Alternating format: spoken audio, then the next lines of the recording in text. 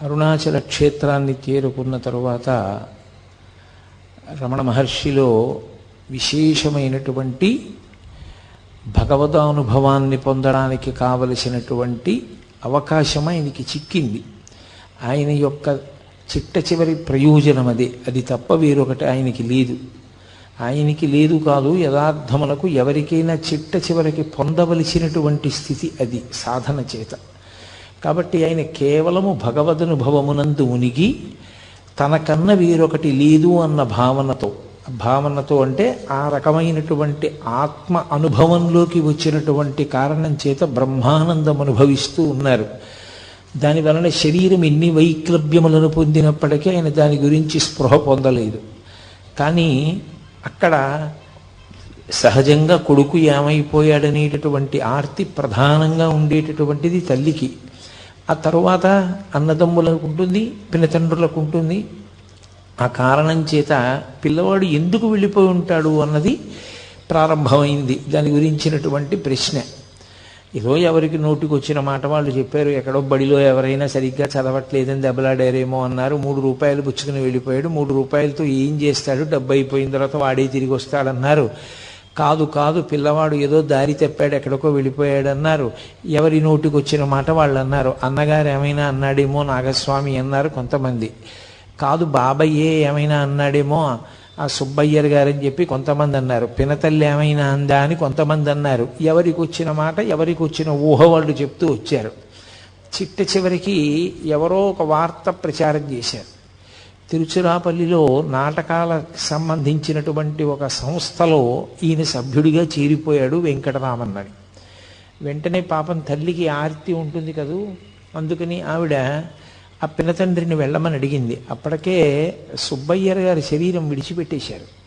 ఆ మిగిలినటువంటి నెల్లియప్పయ్యర్ గారు వెంటనే బయలుదేరి అక్కడ భోగొట్టా చేసి వస్తే మనిషిని పోలిన మనిషి ఉంటాడు. దూరం నుంచి చూస్తే అచ్చు వెంకటరామన్ ఎలా ఉంటాడో, వెంకటరామన్ అంటే పూర్వాశ్రమంలో భగవాన్ రమణులు అనుకోండి. నిజానికి ఆయన శాస్త్రీయ సన్యాసము అని ఏమీ స్వీకరించలేదు. అరుణాచలానికి 24 కిలోమీటర్ల పరిధిలో దీక్షానియములేమీ లేవు కనుక ఆయన ఎలా బయలుదేరాలో అలాగే కూర్చుండిపోయారు. ఒక కౌపీన ధారణ ఒకటే చేశారంతే. కాబట్టి వెళ్ళి చూస్తే దూరం నుంచి చూసినప్పుడు వెంకటరామన్ ఎలా ఉంటాడో అలాగే ఉన్నాడు. అందులో ఒక నటుడు. అయ్యో వీడు మన పిల్లవాడు కాదని తిరిగి వచ్చారు. కాలం గడిచిపోతోంది, కాలం నిలబడుతుందా? ఎవరి కోసం నిలబడుతుంది? కాలోహి బలవాన్ కర్త సతతం సుఖదుఃఖయో నరాణం పరతంత్రాణం పుణ్యపాపానుయోగత అంటాడు వ్యాసుడు. కాలం నడిచి వెళ్ళిపోతూ ఉంటుంది. ఆ నడిచి వెళ్ళిపోతున్నప్పుడు అలగమ్మగారు మెల్లిగా మనసు తిటవు చేసుకుంది. ఏ కారణం చేత? పరమేశ్వరుడు ఒక చోట దుఃఖాన్ని ఇస్తే ఒక చోట సుఖాన్ని ఇస్తాడు. ద్వంద్వములకు వశులమైపోయినటువంటి మనందరికీ ఎక్కడో ఒక చోట మనసుకి ప్రీతి కలిగిన చోట సేద తీరుతాం, మనసుకు బాధ కలిగిన చోట డసిపోతూ ఉంటాం. ఒక కొడుకు వెళ్ళిపోయాడే అని ఆవిడ బాధపడ్డారు. ఉన్న నాగస్వామికి ఓ ఉద్యోగం వచ్చింది సబ్ రిజిస్ట్రార్ ఆఫీస్లో. కోడలు కాపరానికి వచ్చింది. ఏదో కొడుకు కోడలు కాపరం చూసుకుని ఆవిడ సంతోషపడిపోతున్నారు. అలగమ్మగారి వైపు నుంచి చూస్తే ఒకలా ఉంటుంది విషయం, భగవాన్ రమణుల వైపు నుంచి చూస్తే ఒకేలా ఉంటుంది. ఒకలా కాదు, ఒకేలా, ఇంకొక మార్పు ఉండదు. ఆయన ఎప్పుడూ ఆత్మయందు రమిస్తూ ఉంటారు. కాబట్టి ఒక రోజున వీళ్ళందరూ కూర్చుని ఉండగా ఎవరో పరిగెత్తుకొచ్చాడు. వచ్చి తిరువణ్ణామలైలో ఒక మామిడి తోపులో ఒక పిల్లవాడు చాలా గొప్ప స్థితిని పొందేట. అతను ఇప్పుడు విశేష ప్రచారాన్ని పొందాడు. ఆత్మానుభవమునందు మునిగి ఉన్నట్ట. మీరెవరు అని అడిగితే నోట మాట లేకుండా కాగితం మీద వ్రాసేట తిరుచులి వెంకటరామన్ అని.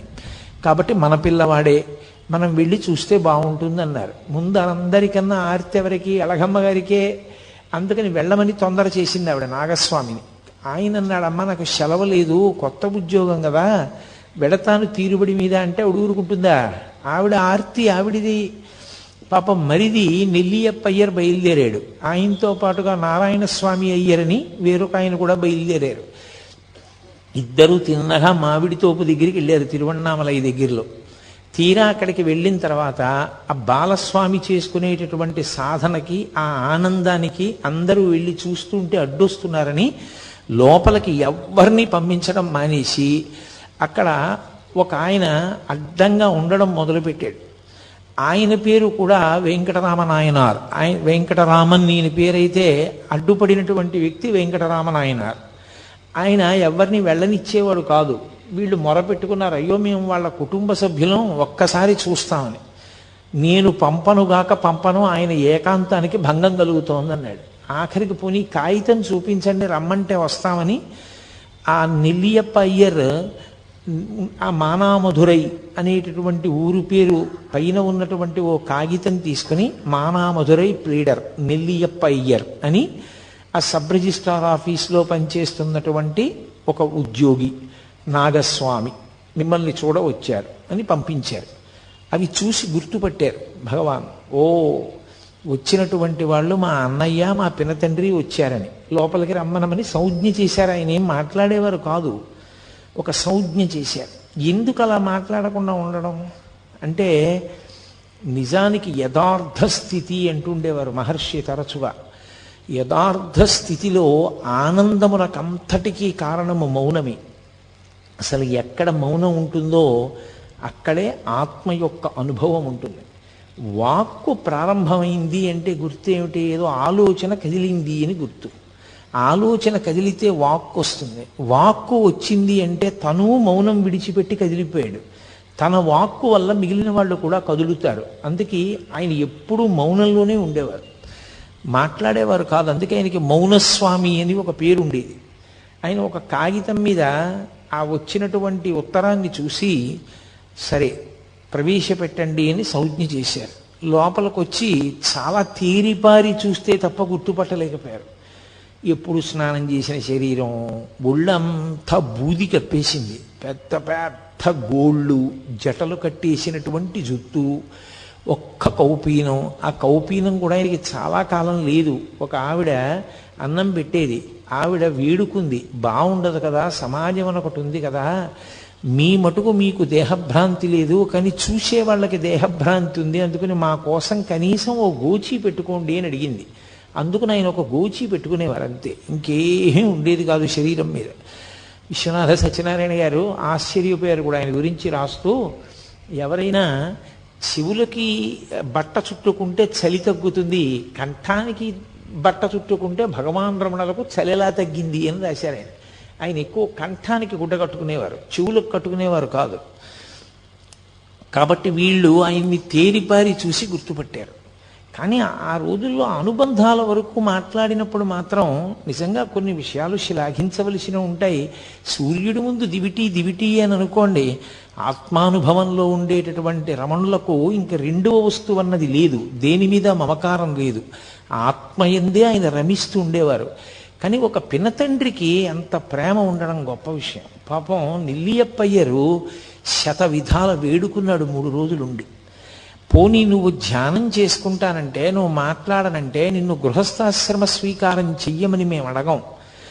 మా ఊళ్ళోనే ఒక సిద్ధుని సమాధి ఉంది, ఆ సమాధి దగ్గర నీకు ఒక పందిరి కట్టిస్తాను, అందులో కూర్చో, అందులో చేసుకో, ఇంటి నుంచి భోజనం పంపిస్తాం. కానీ కళ్ళ ముందు పిల్లవాడు ఇలా ఎక్కడో ఇలా మట్టి కొట్టుకుపోయి ఉంటే మాకు చాలా బాధగా ఉంది, నువ్వు వచ్చేయవలసింది అని 3 రోజుల పాటు తమ్ముడు అన్నగారు పినతండ్రి గారు కలిసి విపరీతంగా ఏడుస్తూ ప్రాధేయపడ్డారు. అన్నీ వినేవారు. నిర్లిప్తుడు. ఆయన ఏ విధమైనటువంటి కదలిక ఉండేది కాదు, ముఖంలో కనీసం చిన్న మార్పు కూడా ఉండేది కాదు. అది కారణం ఏమిటి అంటే, ఇంకా ఆ మనసుకి సంగములు లేవు. వీడు మావాడు, వీడు పైవాడు, అసలు ఆ అనుబంధములు లేవు. ఆయనకున్న అనుబంధం అంతా ఒక్కటే, పరమేశ్వరుడు ఆత్మ. ఆ ఆత్మయే ఈశ్వరుడు, దాని యందు రమిస్తూ ఉండేవారు. అంత పూర్ణ వైరాగ్యము జ్ఞానము పక్కపక్కనే ప్రవహిస్తాయి. అది నోటి మాటలతో చెప్పినంత తేలిక విషయం కాదు, అది అనుభవించిన వాడికి, అంత వేదాంత స్థాయిని పొందినటువంటి మహాపురుషులకు ఒక్కరికే అర్థమవుతుంది.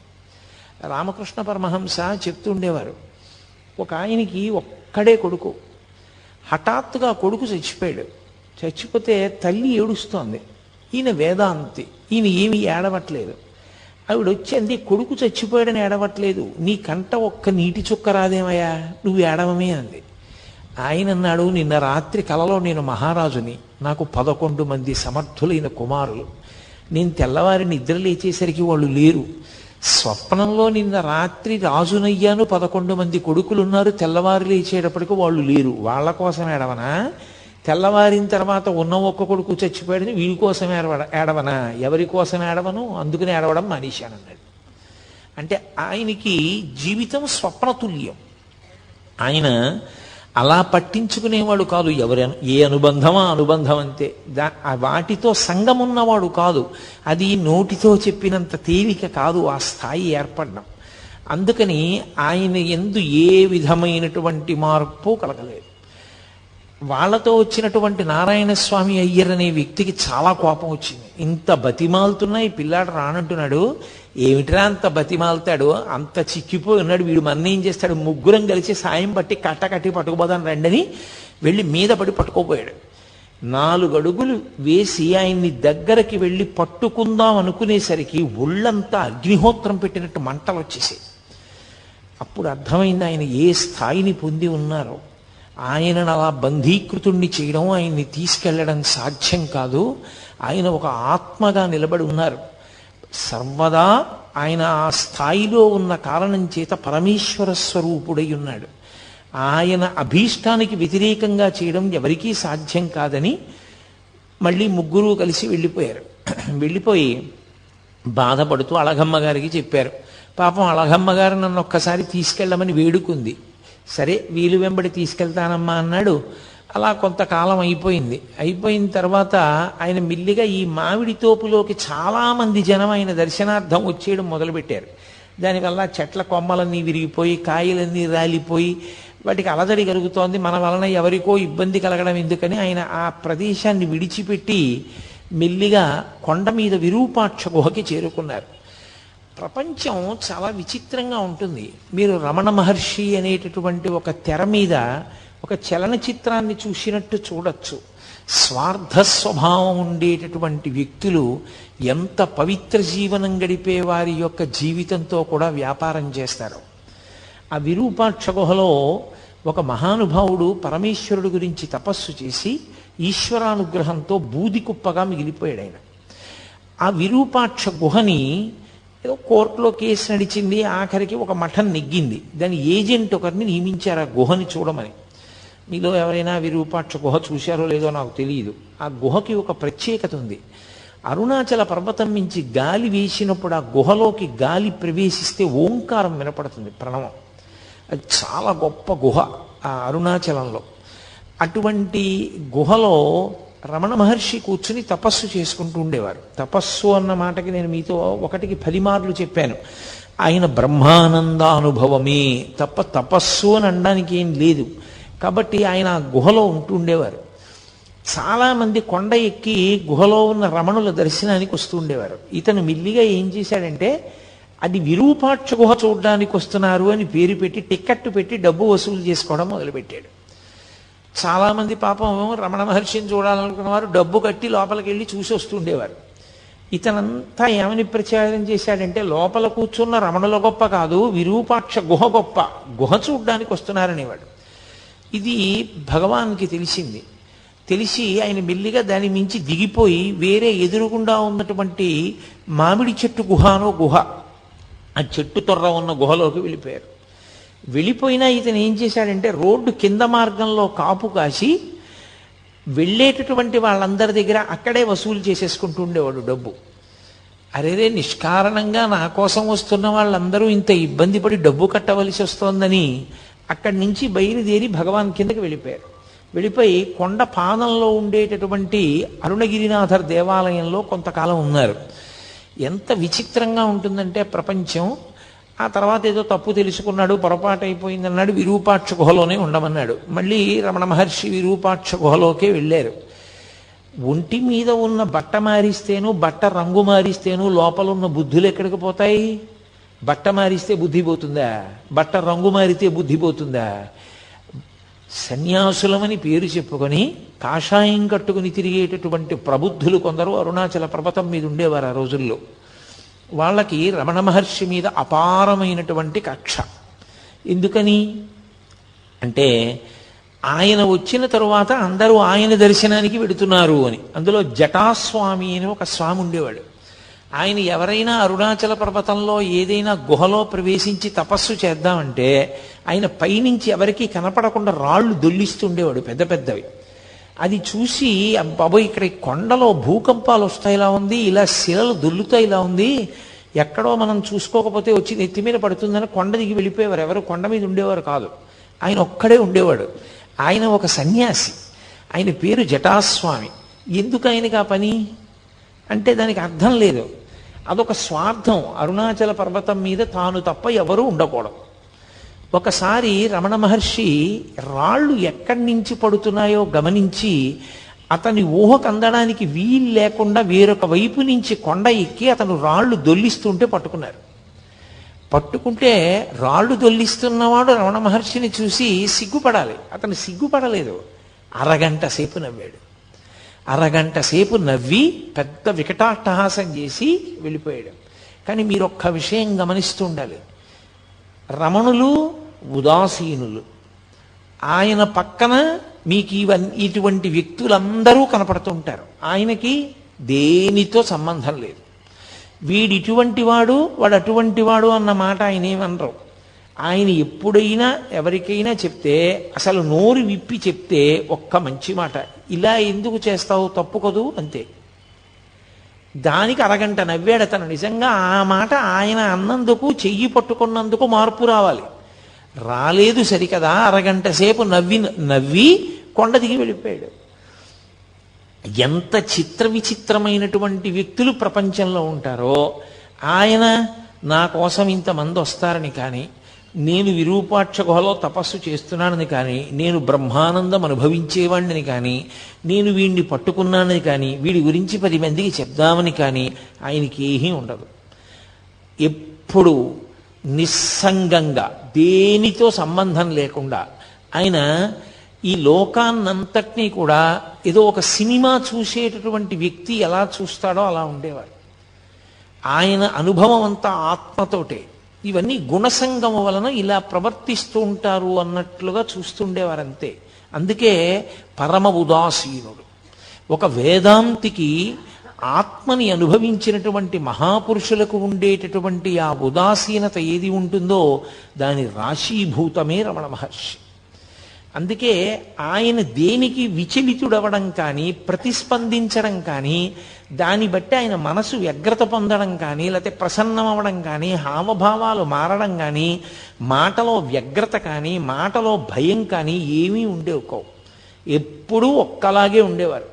కానీ రకరకాల వ్యక్తులు మాత్రం ఆయనని గౌరవించిన వాళ్ళు ఉన్నారు, పూజించిన వాళ్ళు ఉన్నారు, నమస్కరించిన వాళ్ళు ఉన్నారు, మాట్లాడిన వాళ్ళు ఉన్నారు, పుస్తకాలు రాసిన వాళ్ళు ఉన్నారు, వాదన చేద్దామని వచ్చిన వాళ్ళు ఉన్నారు, ఆయన్ని తప్పు పట్టుకోవాలనుకున్న వాళ్ళు ఉన్నారు, ఆయన్ని గౌరవించాలనుకున్న వాళ్ళు ఉన్నారు, ఆయన పనికి మాలిన వాళ్ళని నిరూపించాలని ప్రయత్నం చేసిన ధూర్తులు కూడా ఉన్నారు. ఆయన మాత్రం పరమ ఉదాసీనుడు. ఇవేవి ఆయన మనసులోకి ఎక్కవు. నిర్లిప్తంగా ఉంటారు. ఎప్పుడూ ఎవ్వరి మీద ఎక్కడ ఏ చాడీ చెప్పరు. చిత్రం ఏమిటంటే, అంతటి మహానుభావుడు ఆ గుహలో కూర్చుని ఉండగా బాలానంద స్వామి అని ఒక ఆయన బయలుదేరాడు అరుణాచల పర్వతం మీద. ఆయన కొండ ఎక్కి వచ్చే వాళ్ళందరితో మాట చెప్తుండేవాడు. ఆయనకి ఆ విరూపాక్ష గుహలో ఉన్న ఆయనకి నేనే ఉపదేశం చేశాను, నేనే శక్తినిచ్చి ఆ స్థాయికి తీసుకొచ్చాను, నా శిష్యుడే అంటుండేవారు. ఆయన ఎలాగో మాట్లాడరుగా. అందరూ తీసుకొచ్చి అక్కడ పలహారాలు పెడితే ఆయన్ని తినమని రమణుల్ని ఇతను తీసుకొచ్చి ఏదో కొంచెం పలహారం అక్కడ పెట్టి, నాన్న చాలా అలిసిపోయావు, కొంచెం తిను, ఇలా అయితే సాధన ఎలా నడుస్తుంది, తినాలి అంటుండేవాడు. అందరూ వెళ్ళిపోయిన తర్వాత వీలైతే ఇవన్నీ మూట కట్టేసుకుని, నీ సొమ్ము ఏం పోయింది, నువ్వు ఎలాగో మాట్లాడవు కదా, నీకు గురువునని చెప్పుకుంటున్నాను, నాకు తోచింది సంపాదించుకుంటున్నాను, నువ్వు అలా కూర్చో, మాట్లాడకు, ఏమీ అనద్దు. ఆయన మీ గురువా అన్నా మాట్లాడద్దు, నువ్వు ఆయన శిష్యుడువా అన్నా మాట్లాడద్దు, అలా ఉంటుండు, నేను డబ్బు సంపాదించుకుంటాను అని. అతను ఎవరు? ఎందుకు అతనికి డబ్బు సంపాదన? లోకంలో ఎంత చిత్ర విచిత్రమైనటువంటి మనస్తత్వాలు ఉన్న వాళ్ళందరూ ఆ కొండ మీదకి చేరారో చూడండి. వీళ్ళందరూ అన్నీ విడిచిపెట్టిన వాళ్ళలా కనపడ్డవాళ్లే. కానీ అసలు నిజంగా అన్నీ విడిచిపెట్టినటువంటి నిస్సంగి, అన్నీ విడిచిపెట్టిన వారు మనసులో దేనితో సంగము లేని వారు నువ్వు ఇలా ఎందుకు ప్రవర్తిస్తావు అని తన దగ్గరికి వచ్చిన వాళ్ళతో ఈయన నాకు గురువు కాడు, ఈయన అలా మాట్లాడుతున్నాడు తప్పు, అన్నీ ఉత్తిది అని చెప్పడం కానీ ఏమీ లేదు. పోనీ ఆయన చెప్పినప్పుడు ముఖంలో మార్పు ఉండదు, ఆయన వచ్చి అలా నటిస్తున్నప్పుడు అలా చూస్తూ ఉంటారంతే, ఏమీ మార్పు ఉండదు. అది ఎలా ఉంటుందంటే అది ఒక రకమైనటువంటి మనోభావన, అదొక గుణసంగం చేత ఏర్పడిన స్థితి. ఆయన మనం సినిమా చూసినట్టు చూస్తారు. అంటే మీకు ఇది అలా ఎలా ఉంటుందంటే అని అనుమానం రావచ్చు. నేను ఒకే ఒక్క ఉదాహరణ చెప్పగలనంతే. మనం సినిమాకి వెళ్ళాం అనుకోండి, 50 రూపాయలు పెట్టి టికెట్ కొనుక్కుని, మన కళ్ళెదురుగుండానే కథానాయకుడిని ప్రతినాయకుడు వచ్చి కత్తి పెట్టి పొడిచేస్తాడు గుండెల్లో. ఓహో నెత్తురు ధార కింద కారిపోతూ ఉంటుంది, కింద పడి తన్నుకుంటూ ఉంటాడు. వచ్చిన వాళ్ళందరూ కర్రలతో కొట్టేసి ఆయన స్పృహ తప్పి పడిపోయి దెబ్బలు తగిలి నెత్తురు ఓడిపోతుంటే వాళ్ళు వెళ్ళిపోతారు. ఆయన చచ్చిపోయినట్టే పడుంటాడు, గుండెలు నలిపేసినట్టు ఉంటుంది. ఎంత బాధగా ఉంటుందో ఏమిట్రా, అంత క్రూరంగా అలా కొట్టేశారు, అలా పొడిచేశారు కత్తులతో అని. అంత కత్తులతో పొడిచేసి అంత కర్రలతో కొట్టేసి మన ఎదురుగుండానే అంత అన్యాయం జరుగుతుంటే సినిమా హాలు మొత్తం మీద ఏ ఒక్కడైనా లేచి వెళ్ళి పోలీస్ స్టేషన్లో కంప్లైంట్ ఇస్తాడా? అయ్యా అంత అన్యాయంగా పొడిచేశారండి, నేనే సాక్ష్యం చూశాను కళ్ళతో, నేను గుర్తుపట్టగలను వాళ్ళు ఎవరో పొడిచేశారు వాళ్ళు అని చెప్తాడా? చెప్పడు. ఎందుకు చెప్పడు? అదంతా నటనరా, అది సత్యం కాదు, వాళ్ళందరూ స్నేహితులే, అది నటన. అంత బాగా వాళ్ళు నటించారని మనకి తెలుసు కాబట్టి భావోద్రేకానికి లోనైనా మనం దాని వలన భయాన్ని పొందినా మనం పోలీస్ స్టేషన్లో ఏం వెళ్ళి కంప్లైంట్ చెయ్యం. రమణులు ఒక జ్ఞానిగా అయిన స్థితి అలాగే ఉంటుంది. ఇదంతా గుణసంగము వలన ఇలా ప్రవర్తిస్తూ ఉంటారు. గుణాతీతుడైన వాడికి గుణముల చేత సంగమును పొంది అజ్ఞానమునందు కొట్టిమిట్టాడుతున్న వాళ్ళ యొక్క స్థితిని చూసి జాలిపడమే తప్ప ఆయన వాళ్లతో పాటు ఆయన కూడా సంగము చెంది దానికి ప్రతిస్పందించడం ఉండదు. ఆయన తన స్థాయిలో తాను అలా గమనిస్తూ ఉంటారంతే. అందుకని నిశ్శబ్దంగా చూస్తూ ఉండేవారు. అది ఒక జ్ఞానికి ఉండవలసినటువంటి లక్షణం. అంతటి ఉదాసీనత ఏర్పడాలి. అదే అంటాడు భగవద్గీతలో, గీతాచార్యుడు అంటాడు, నాకు అంత ప్రియమైన వాడెవరో తెలుసా? తుల్య నిందా స్తుతిర్మౌని సంతుష్టో ఎనకేనచిత్ అనికేత స్థిరమతి భక్తిమాన్ మే ప్రియో నరహ అంటాడు. భక్తి అంటే ఇన్ని తులసి దళాలు ఇన్ని మారేడు దళాలు తెట్టి పూజ చేసినవాడు అని చెప్పలేదు గీతాచార్యుడు. తుల్య నిందా స్తుతిర్మౌని, మౌనముగా ఉండి లోపల ఏ వికారము లేకుండా పొగిడినప్పుడు తెగిడినప్పుడు ఒక్కలా ఉండగలిగినవాడు. ఈ బాలానంద స్వామి విరూపాక్ష గుహలో చేరి నానా అల్లరి మొదలుపెట్టాడు. వచ్చిన వాళ్ళందరినీ దబాయించడం. ఆయన మాట్లాడరు కదా అని తనకి లొంగిపోయినవాడు, తనకి వశుడైపోయినవాడు, తనంటే భయపడిపోతున్నాడని ఆయన అనుకున్నాడు తప్ప ఆయన ఏ విధమైన ప్రతిస్పందన ఆయన ఎందు లేదు. ఆయన కేవలము మౌనంలో తనలో తాను రమిస్తూ ఉన్నటువంటి వ్యక్తి అన్న ఆయన స్థాయిని అర్థం చేసుకోలేకపోయాడు. అర్థం చేసుకోలేక ఎంత దుర్మార్గమైన స్థితికి వెళ్ళిపోయాడంటే, మహాత్ముల జీవితాలు పువ్వులు పరిచినటువంటి పక్కలు కావు. ఎన్ని కష్టాలు పడ్డారో. రమణులు అరుణాచలంలో తపస్సు చేసుకుంటుంటే ఆయన వెనక్కి వచ్చి ఒక వ్యక్తి మలమూత్ర విసర్జన చేసి వెళ్ళిపోయాడు. ఏం చేస్తాడో చూద్దామని అతను విసర్జించిన మూత్రం ఆయన పిరుదుల కింద నుంచి కారిపోయింది. అయినా ఆయన ఎప్పుడు ఎవ్వరిని ఏమీ అనలేదు. అదొక అజ్ఞాన స్థితి అంతే. అమ్మ బిడ్డల వంక ఎలా చూస్తుందో వాడి తెలియని పని చేస్తే ఆయన అంతే అలాగే చూసేవారు. ఆయనలోంచి కోపం కానీ ప్రతీకార భావన కానీ పెళ్ళుబికేవి కావు. అతను సాక్షాత్ రమణులు ఉన్నటువంటి అంత పవిత్రమైన విరూపాక్ష గుహలో ఒక రాత్రి మూత్ర విసర్జన చేశాడు. చేస్తే పళనిస్వామి అని ఉండేవారు, ఎప్పుడూ రమణులకి సేవ చేయడమే. ఆయన జీవితానికి ఇంకో ప్రయోజనం లేదు, రమణ మహర్షికి సేవ చేయడం ఒక్కటే. అది ఏ వ్యక్తికి ఏ అదృష్టం పడుతుందో తెలియదు. ఒకడు స్వామి అయ్యుండి, స్వామి అంటే తాను సన్యాసి అయ్యుండి రమణుల పట్ల అలా ప్రవర్తించాడు. ఒకడు ఆయన పట్ల అంత గౌరవభావంతో ఎనలేని సేవ చేసేవాడు. అతను అరుణాచలం వెళ్ళి ఆ తిరువణ్ణామలై ఊళ్ళో భిక్షాటనం చేసి తీసుకొచ్చి రమణ మహర్షికి పెట్టేవాడు. అప్పుడప్పుడు రమణ మహర్షి కూడా భిక్షాటన చేసేవారు. ఊళ్ళోకి వెళ్ళి భిక్షాటన చేసి వచ్చి అది ఏ పదార్థమో ఆయనకు అనవసరం. ఆ పదార్థం చేతిలో పడగానే నవ్వుకుంటూ దాన్ని నడుస్తూ తినేవారు. నడుస్తూ తినేసి కొండ మీదకి వచ్చి బండ మీద వెల్లకిలా పడుకునేవారు. జ్ఞాని యొక్క స్థితిని లెక్క పెట్టడం చాలా కష్టం. అలా ఎందుకుంటారండి, అలా ఎలా ఉంటారండి అని మీకు అనుమానం రావచ్చు. నేను ఒక్క విషయం, కొన్నింటి ఉపమానాలు కొన్నే చెప్పగలం. ఆ స్థాయిని యథార్థంగా చిత్రీకరించి చూపించడం చాలా కష్టం, ఎవరికీ సాధ్యం కాదు. ఎందుకంటే అది వాక్కులకు అందేటటువంటి విషయం కాదు. ప్రధానంగా ఆత్మ వాక్కుకు అందదు. ఆత్మస్థితి ఎందున్న యోగి కూడా వాక్కుకు అందడు. కానీ దాన్ని ఒక ఉదాహరణ చేత కొంత చెప్పే ప్రయత్నం చేయడం మాత్రమే చెయ్యవలసి ఉంటుంది. మీరు చూడండి, ఆయన నిలబడి నడుస్తూ కొద్దిగా అన్నం తినేసి వెళ్ళిపోయేవారు. కొందరు నింద చేసేవారు, కొందరు పని చేసుకోకూడదా ఏదైనా అనేవారు, కొందరు మహానుభావుడని అన్నం పెట్టేవారు. అన్నిటికీ ఒకటే చిరునవ్వు, ఆయనలో ఏ ప్రతిస్పందన ఉండేది కాదు. అలాగే నడిచి వెళ్ళిపోతూ ఉండేవారు, అలాగే కాస్త అన్నం తినేసేవారు, అలాగే ఉండేవారు, అలాగే కొండ మీదకి వెళ్ళిపోయేవారు. అది ఎలా ఉంటుంది అంటే, మీరు ఒక పసిపిల్లవాడిని పట్టుకుని వెళ్ళి వాడిని తిట్టండి, వాడు నవ్వుతాడు. వాడిని మీరు కొట్టండి, వాడికి బాధ కలిగిందని వాడు ఏడుస్తాడు. లేదా మీరు వాడిని పొగడండి, వాడు నవ్వుతాడు. వాడిని నింద చేసినా, మీరు నింద చేస్తూ మాట్లాడుతున్నా వాడు నవ్వుతూనే ఉంటాడు.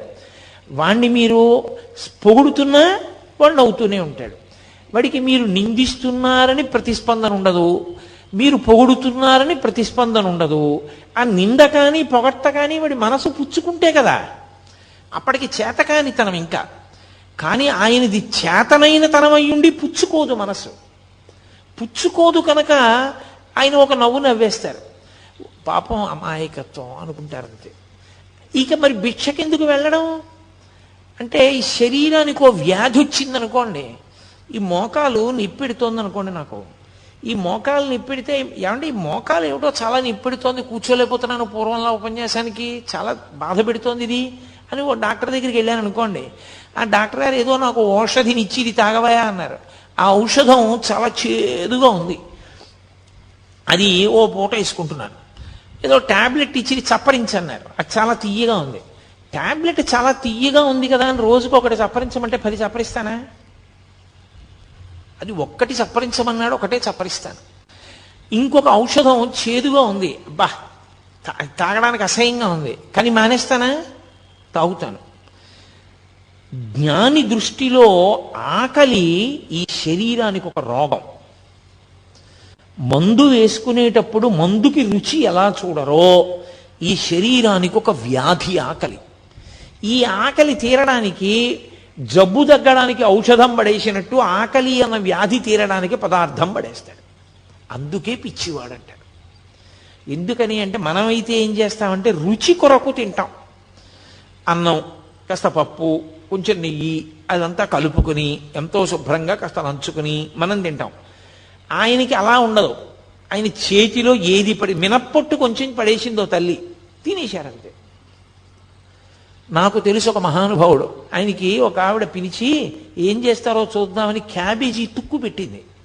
ఆయన చక్కగా తుక్కు తిని మంచినీళ్ళు తాగేసి ఈశ్వరార్పణమస్తు అని వెళ్ళిపోయాడు. జ్ఞానులు అలా ఉంటారు, వాళ్ళకి రుచితో సంబంధం ఉండదు. దీనికి ఆకలి వేసింది, దీనికి వ్యాధి పుట్టింది, మందేశావు. దీనికి ఆకలన్న వ్యాధి పుట్టింది, కాస్త అన్నం పడేస్తారు. అన్నం కాదు, భవతి భిక్షాందేహి అన్నప్పుడు చేతిలో ఏం పడిందో అది పడేస్తారు కడుపులో, అంతే. మరి దానివల్ల ఏమండి ఇది ఏమైనా అయిపోదా? అయిపోకుండా ఉండడం ఉంటుందా అసలు? పోనీ దీనికి నువ్వు ఏది పెట్టాలో అదే పెడుతూ జాగ్రత్త తీసుకుంటే ఉంటుందా? సత్యం ఆత్మ, ఇది అసత్యం వెళ్ళిపోతుంది, కానీ వెళ్ళిపోయే వరకు పాడు చేయకూడదు. బట్టి దానికి జబ్బు వస్తే మందేశాడు. కాబట్టి ఆయన వెళ్ళేవారు భిక్షకి. అది జ్ఞాని యొక్క స్థితి. రమణులు ఎందుకు భిక్షకి వెళ్ళారు అన్న మాటని జాగ్రత్తగా అర్థం చేసుకోవాలి. అస్తమానం పళనిస్వామిని పిలిచి నాకు ఆకలిస్తోంది, అది కొంచెం వెళ్ళి భిక్షకి వెళ్ళామన్నా పట్టరా అన్న అనుకోండి, అహంకారం వచ్చిందని గుర్తు. తను వెళ్ళడానికి కష్టం, తను తిరగడానికి కష్టం అంటే శరీర భావన వచ్చిందా లేదా? కాబట్టి పళనిస్వామి వెళ్ళి తెస్తూ ఉండాలి. పళనిస్వామి తీసుకొచ్చేసి ఆయన ఏదో ఆత్మానందంలో ఉండగా బహిర్ముఖులై, అయ్యా మీకోసమే తెచ్చాను, మీరు ఎప్పుడో నిన్న తిన్నారు, ఇవాళ సాయంకాలం అయింది, కళ్ళు విప్పారు, ఆకలేదు, తినండి అన్నారు అనుకోండి, ఉదాసీనుడు. తీసుకొచ్చారు, అక్కడ పెట్టారు, ఆయన తీసుకొచ్చి పెట్టారు అని చెప్పేసేసి ప్రత్యేకమైన కృతజ్ఞత లేదు. ఆయన తినమంటున్నాడు, ఇంత తీసుకుని నోట్లో పడేసుకున్నారు. ఆయన వెళ్ళి ఒక బండ మీద కూర్చునేవారు. ఒకళ్ళు వచ్చి రేపు మా ఇంట్లో పెళ్ళి, మీరు తప్పకుండా భోజనానికి రావాలి 11ంటికి అన్నారు. అలా చూశారు, వాళ్ళు ఒప్పుకున్నారు అనుకుని వెళ్ళిపోయారు. ఆయన అలాగే ఉన్నారు బండ మీద, ఆయన దిగలేదు. మర్నాడు ఏమిటి ఇంకా రాలేదు బ్రాహ్మణస్వామి అంటుండేవారు, ఇంకా రాలేదని చెప్పి కొండెక్కారు. కొండెక్కి రా భోజనానికి తీసుకెళ్ళి నీకు అన్నం పెడతాను రా అన్నారు. ఆయన అలాగే ఉన్నారు. పుచ్చుకోదు మనస్సు. మీరు అది పట్టుకోవలసిన విషయం. మనసు పుచ్చుకుంటే ప్రతిస్పందన, మనసు పుచ్చుకోలేదనుకోండి స్పందన ఉండదు. మీకు ఎలా చెప్పాలని ఇంకా బాగా అర్థమయ్యేటట్టు చెప్పాలంటే, ఇప్పుడు నేను ఇలా కూర్చుని ఉండగా మీరు వచ్చి నన్ను ధూర్తతనంతో ఏదైనా అనకూడని మాట అన్నారనుకోండి, నేను వెంటనే మీకు బుద్ధి ఉందా లేదా, నేను ఎప్పుడైనా చేశానా అలాంటి పని, ఎందుకు అలా నింద చేస్తున్నారు అన్నాను అనుకోండి, ప్రతిస్పందించాను. నేను నిద్రపోతున్నప్పుడు మీరు వచ్చి నన్ను ధూర్తతనంతో మాట్లాడారనుకోండి, నేనేమైనా అంటానా? అప్పుడు నా మనసు లేదు, ఆత్మలో లయమైపోయింది. మనసు పుచ్చుకోదు. మనసు ఆత్మయందు లయమై ఉండగా అది ప్రతిస్పందించదు. అది మనకి అజ్ఞానంతో సుషుప్తిలో లయమవుతుంది. ఆయనకి జ్ఞానము చేత జాగృతి యందు లయిస్తుంది. అదే తేడా. అది ఎలా జరుగుతుంది అంటే అనుభవం చేత తెలుసుకోవాలి తప్ప ఇంకా అంతకన్నా చెప్పడానికి వాక్కులు ఉండవు. కాబట్టి ఆత్మస్థితి అంటారు దాన్ని. అది వాక్కులకు అందదు. కాబట్టి వస్తానన్నావు భోజనానికి రాలేదే, ఇది వీళ్ళ భావనలు, ఇవన్నీ వీళ్ళ ప్రతిస్పందనలు. అసలు ఆయన నిన్న విన్నది లేదు, లోపలికి వెళ్ళింది లేదా మాట, ఇప్పుడు చెప్పిన మాట వింటలేదు. ఆయన ఆత్మగా లోపల ఆనందంలో ఉన్నారు. ఆయన ఏమిటి అంత పిలిచినా పలకడి, అంతసేపు నించుంటాను రెండని చంకల కింద చేతులేసి ఎత్తుకుపోయారు. ఎత్తుకుపోతే ఇలా పద్మాసనం వేసుకున్న వ్యక్తి పద్మాసనంతోనే లేచిపోయారు. ఆయన బలవంతంగా ఎత్తేసుకుని మోసుకుని పట్టుకుపోయారు. పట్టుకుపోయి ఓ కంచం దగ్గర పడేశారు. పడేసి తిను తిను తిను అని అరిచారు. ఆయన బహిర్ముఖులు అయ్యారు. ఓ తినమంటున్నారు, అన్నీ కలిపేసుకున్నారు. ఏదో 4 ముద్దలు తినేసి కూర్చోరు. ఎంతలో జారిపోతారో మీరు చెప్పలేరు. చాలా కష్టం. అది ఎలా ఉంటుంది అంటే చూడండి, విపరీతమైనటువంటి ప్రీతి భావన ఒక వస్తువు మీద మీకు ఉందనుకోండి, అపారమైన ప్రీతి భావన ఉందనుకోండి. ఒక ఉదాహరణ చెప్పాలంటే, నేను నా కొడుకంటే నాకు విపరీతమైన ప్రీతి అనుకోండి, నాకు అస్తమానం వాడు జ్ఞాపకానికి వస్తూ ఉంటాడు. ఏం చేస్తున్నా జ్ఞాపకానికి వస్తాడు. నేను ఆఫీసులో కూర్చుని ఇలా పెన్ తీశాను అనుకోండి, black pen, black refill pen సన్నగా రాస్తే వాడికి ఎంత ఇష్టం, వాడికి ఇలాంటి పెన్ను ఒకటి కొనెట్టే పెట్టాలి అనుకుంటాడు. అప్పుడు జారిపోయిందా లేదా? జారిపోయింది. కాసేపు ప్రీతి ఎక్కడుందో అక్కడికి జారుతుంది మనస్సు. ఆ మనస్సు అసలు పైకి ఉండడం దానికి ఇష్టం లేదనుకోండి, ఇంకా ఆ స్థితిని పొందేసింది అనుకోండి, అది ఆనందాన్ని తడువుకుంటూ ఆత్మలోకి జారిపోతుంటుంది. అందుకని ప్రతిస్పందనలు ఉండవు యోగికి.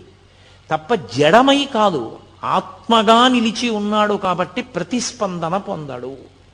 అందుకే కరుస్తున్నా తెలియదు, చీమలు కుడుతున్నా తెలియదు, తేళ్లు కుడుతున్నా తెలియదు, ఒకరు నిందిస్తున్నా తెలియదు.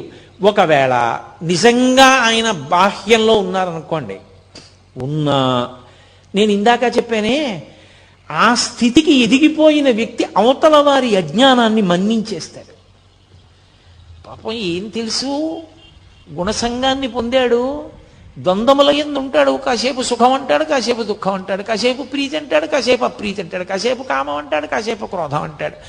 ఏమిటో అలా తిరుగుతుంటాడు. కానీ వాడికి ఏం తెలుసు పాపం, స్థిరంగా నిల్చోవడం వాడికి చేత కాదు కదా అని జాలితో, మన మీద కారుణ్యంతో వారు అలాగే చూస్తారు తప్ప ప్రతిస్పందించారు.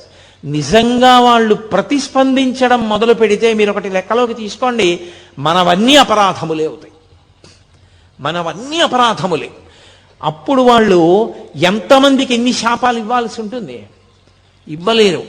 భగవంతుడు మన యొక్క దోషములను ఎలా మన్నిస్తాడో, బ్రహ్మవిద్ బ్రహ్మైవ భవతి అని బ్రహ్మమును తెలుసుకుని బ్రహ్మమైన వ్యక్తి కూడా దోషములను అలా మన్నించగలుగుతాడు. అందుకే మీరు చూడండి, భగవద్భక్తుల యొక్క హృదయం కన్న తల్లి హృదయంలా ఉంటుంది. వాళ్ళు సాధారణంగా ఎంత దోషం చేసిన వాడైనా క్షంతవ్యూహం అన్నాడు అనుకోండి, క్షమించేస్తారు.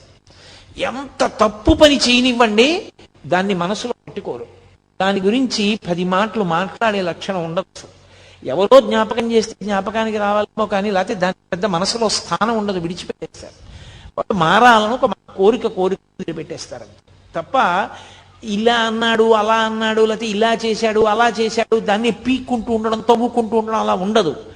అది భక్తి పెరిగే కొద్దీ హృదయమునందు విశాలమైనటువంటి స్థితి ఏర్పడుతూ ఉంటుంది. అది ఒక జ్ఞానిగా నిలబడగలిగినప్పుడు భగవత్తత్వం ఎలా ప్రకాశిస్తుందో జ్ఞాని యొక్క తత్వం అలాగే ప్రకాశిస్తుంది. అందుకే బాలానంద స్వామి అన్ని ఆగడాలు చెయ్యగలిగాడు. ఆయన ఎంత ఎత్తులో ఉన్నారో ఈయన అంత కిందలో ఉన్నాడు. నేను చాలా అధికుణ్ణని బట్టకోదానికి ఓ కొత్త రంగు వేసుకుని కట్టుకుని చాలా గొప్పవాడిని అనుకుంటున్నాడు. బట్టకి రంగు మారితే గొప్పవాడివి కావు, లోపల మార్పు వస్తే గొప్పవాడివి అవుతావు. అది మార్పు రావడాన్ని బట్టి ఉంటుంది తప్ప బట్టని బట్టి ఉండదు. ఒక్కొక్కసారి మరి అలాగే చెప్పవలసి ఉంటుంది ఇటువంటి సందర్భాల గురించి చెప్పినప్పుడు తప్ప, నేను ప్రత్యక్షంగా సన్యాసాశ్రమాన్ని విమర్శించడం నా ఉద్దేశ్యం కాదు. నాకు చాలా చాలా గౌరవం ఉన్నవాడిని నేను ఆ ఆశ్రమం మీద. కాబట్టి మహానుభావుడు ఆయన ఏమీ ప్రతిస్పందించకపోయినా ప్రతిస్పందించే లక్షణం ఆయన మీద ప్రీతి ఉన్నవాడికి ఉంది. పళనిస్వామికి ఆయన ఏంట్రా ఇలా ప్రవర్తిస్తాడని మరునాడు ఆ విరూపాక్ష గుహకి తలుపులేసి తాళం వేసేసి ఈ బాలానంద స్వామి ఎక్కడికో వెళ్ళారు.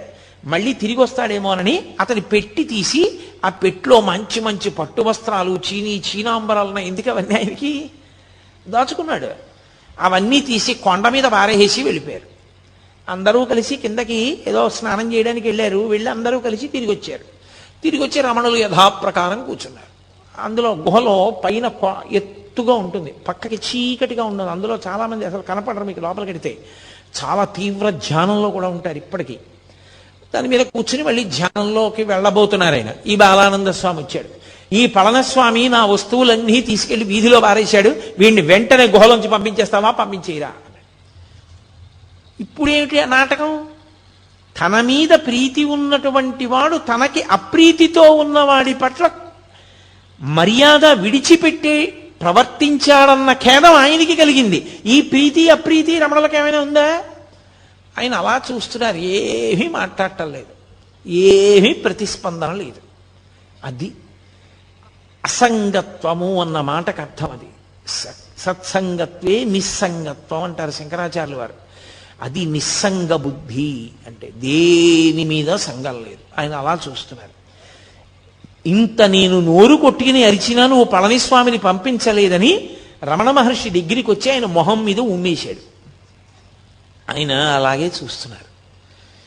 మొహం నిండా ఉమ్ములేశాడు. ఆయన అలాగే చూశారు. ఏం చేస్తాడు ఇంకంతకన్నా? నీకు బుద్ధి లేదన్నాడు, వెళ్ళిపోయాడు. నేను అసలు ఈ కొండ మీద ఉండను, నువ్వు ఏమనుకుంటున్నావో, నేను లేకపోతే నీకు గౌరవం ఉందనుకుంటున్నావా?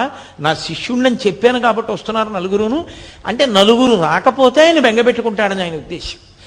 అసలు నిజమైనటువంటి భక్తుడు మనుష్యులకు ఎంత దూరంగా ఉందామా, ఎంత ప్రశాంతంగా ఉందామా అని వెంపర్లాడతారు. భక్తిని అడ్డుపెట్టి పబ్లిసిటీలు కోరుకునే వాళ్ళు ఉంటారు. వాళ్ళు ఎంతమంది రావాలని కోరుకునేవాళ్ళు తప్ప, నిజంగా భక్తితో ఉండాలనుకునేవాడు మౌనంగానో, గ్రంథపఠనం చేసుకుంటూనో, జపం చేసుకుంటూనో గడపాలి. ఏకాంతంగా ఉండాలని అభిలషిస్తాడు తప్ప ఆయనకి ఇంకొక కోరిక ఉండదు. అందుకే మీరు ఎప్పుడైనా గమనించండి, ఆ ఏకాంతంగా ఉండడానికి వాళ్ళకి రాజసౌధాలు అక్కర్లేదు, వాళ్ళకి ఏం అక్కర్లేదు. ఎవ్వరూ రాకుండా వడ్ల బస్తాలు పారేసే గది ఇచ్చి ఆ గదిలో కుర్చీ వేసి ఇక్కడ కూర్చొని చదువుకోవడం, లైట్ వేసి తలుపేసి వెళ్ళిపోయారనుకోండి, వాళ్ళు అందులో హాయిగా కూర్చుంటారు. వాళ్ళకి కావలసింది ఏకాంతం తప్ప సౌకర్యములతోడి ఏకాంతం కాదు. అది ఆయన స్థితి, రమణులది. 10 మంది రాకపోతే బెంగ పెట్టుకుంటారా ఆయన అనుకుంటున్నాడు బాలానంద స్వామి. ఇది ఈయన స్థితి. ఎంత భేదం చూడండి. ఒక్క రమణ మహర్షి యొక్క జీవితాన్ని పరిశీలనం చేస్తే ఆత్మస్థితిని పొందినటువంటి యోగి ఎన్ని కష్టాలు అనుభవించవలసి ఉంటుందో ఆయన అర్థం చేసుకోలేని వాళ్ళు ఎంతమంది చుట్టూ చేరుతారో గమనిస్తే అది ఎంత కష్టమో, అసలు అలా నిలబడడం ఎంత కష్టపడి నిలబెట్టుకోవలసి ఉంటుంది. ఎందుకని ఎక్కడైనా ప్రతిస్పందించారనుకోండి, నోటి వెంట ఏదైనా అన్నారో అయిపోతుందంతే, ఆ మాట పోయిందంతే, తపస్సంతా భగ్నమైపోయింది. అలా కానీ రాగద్వేషములకు వశులయ్యారా మళ్ళీ పునర్జన్మల్లో కెడతారు. అందుకని ఎప్పుడూ ఆ స్థాయిలోనే నిలబడి ఉంటారు వాళ్ళు. ఉమ్ములేశాడు, వెళ్ళిపోయాడు, కిందకి వెళ్ళాడు, ఏదో రైలు ఎక్కాడు, వెళ్ళిపోతున్నాడు.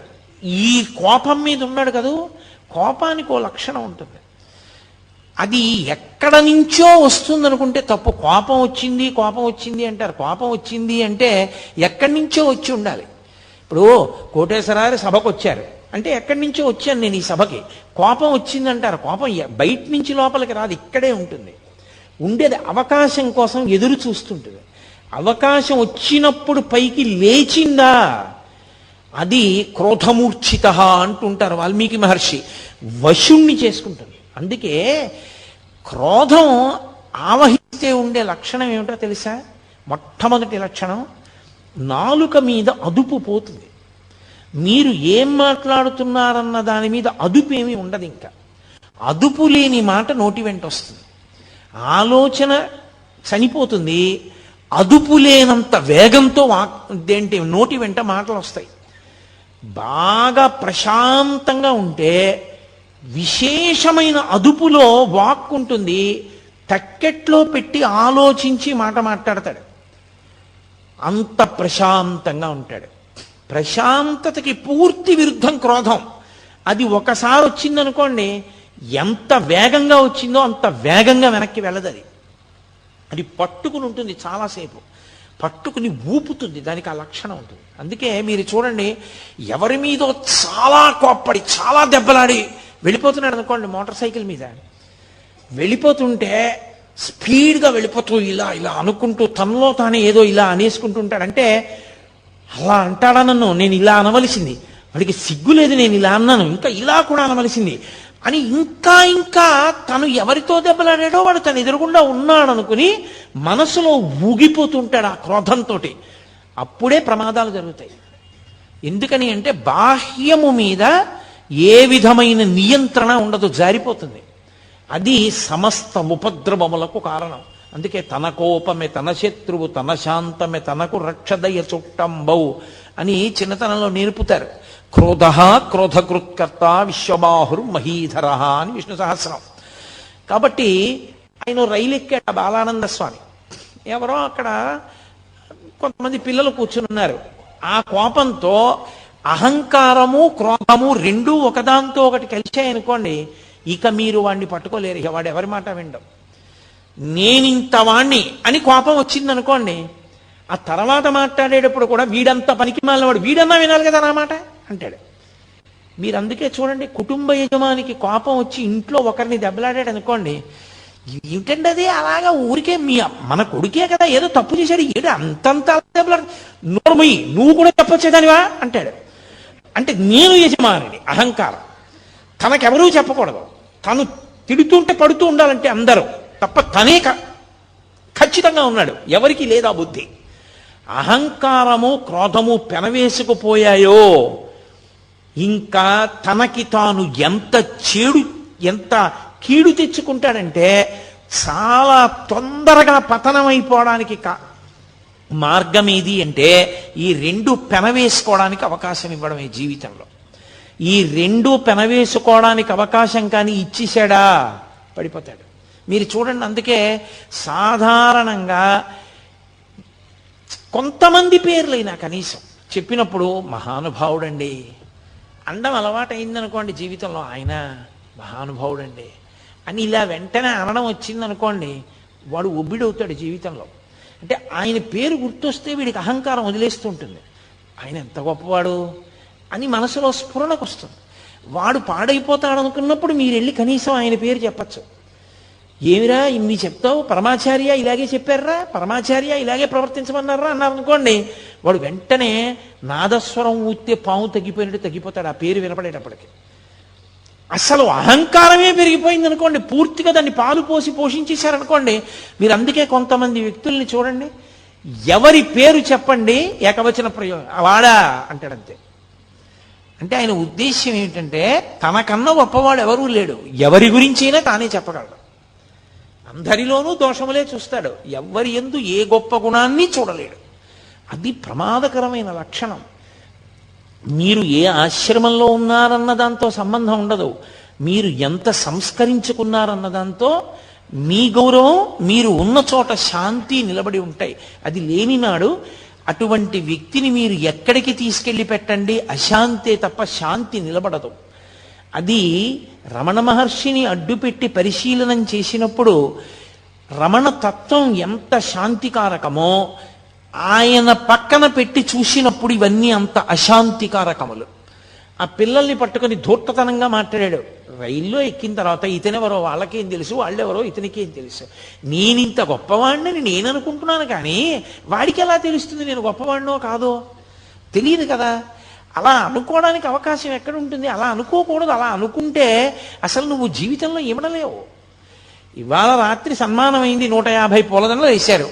రేపు పొద్దున నీ కర్మకాలి రిజర్వేషన్ లేకుండా ప్రయాణం చేయాల్సి వచ్చింది. నువ్వు జనరల్ కంపార్ట్మెంట్లో అవసరమైతే మరుగుదొడ్డి దగ్గర నిలబడాలంతే. నిన్ననే నాకు దండలేశారు, ఏమిటిది అందరూ నా మీద ఇలా పడిపోవడం, నాకు లేచి సీట్ ఇవ్వద్దా అంటే అందరూ కలిపి నేను భోగిలోంచి కిందకి తోసేస్తారు.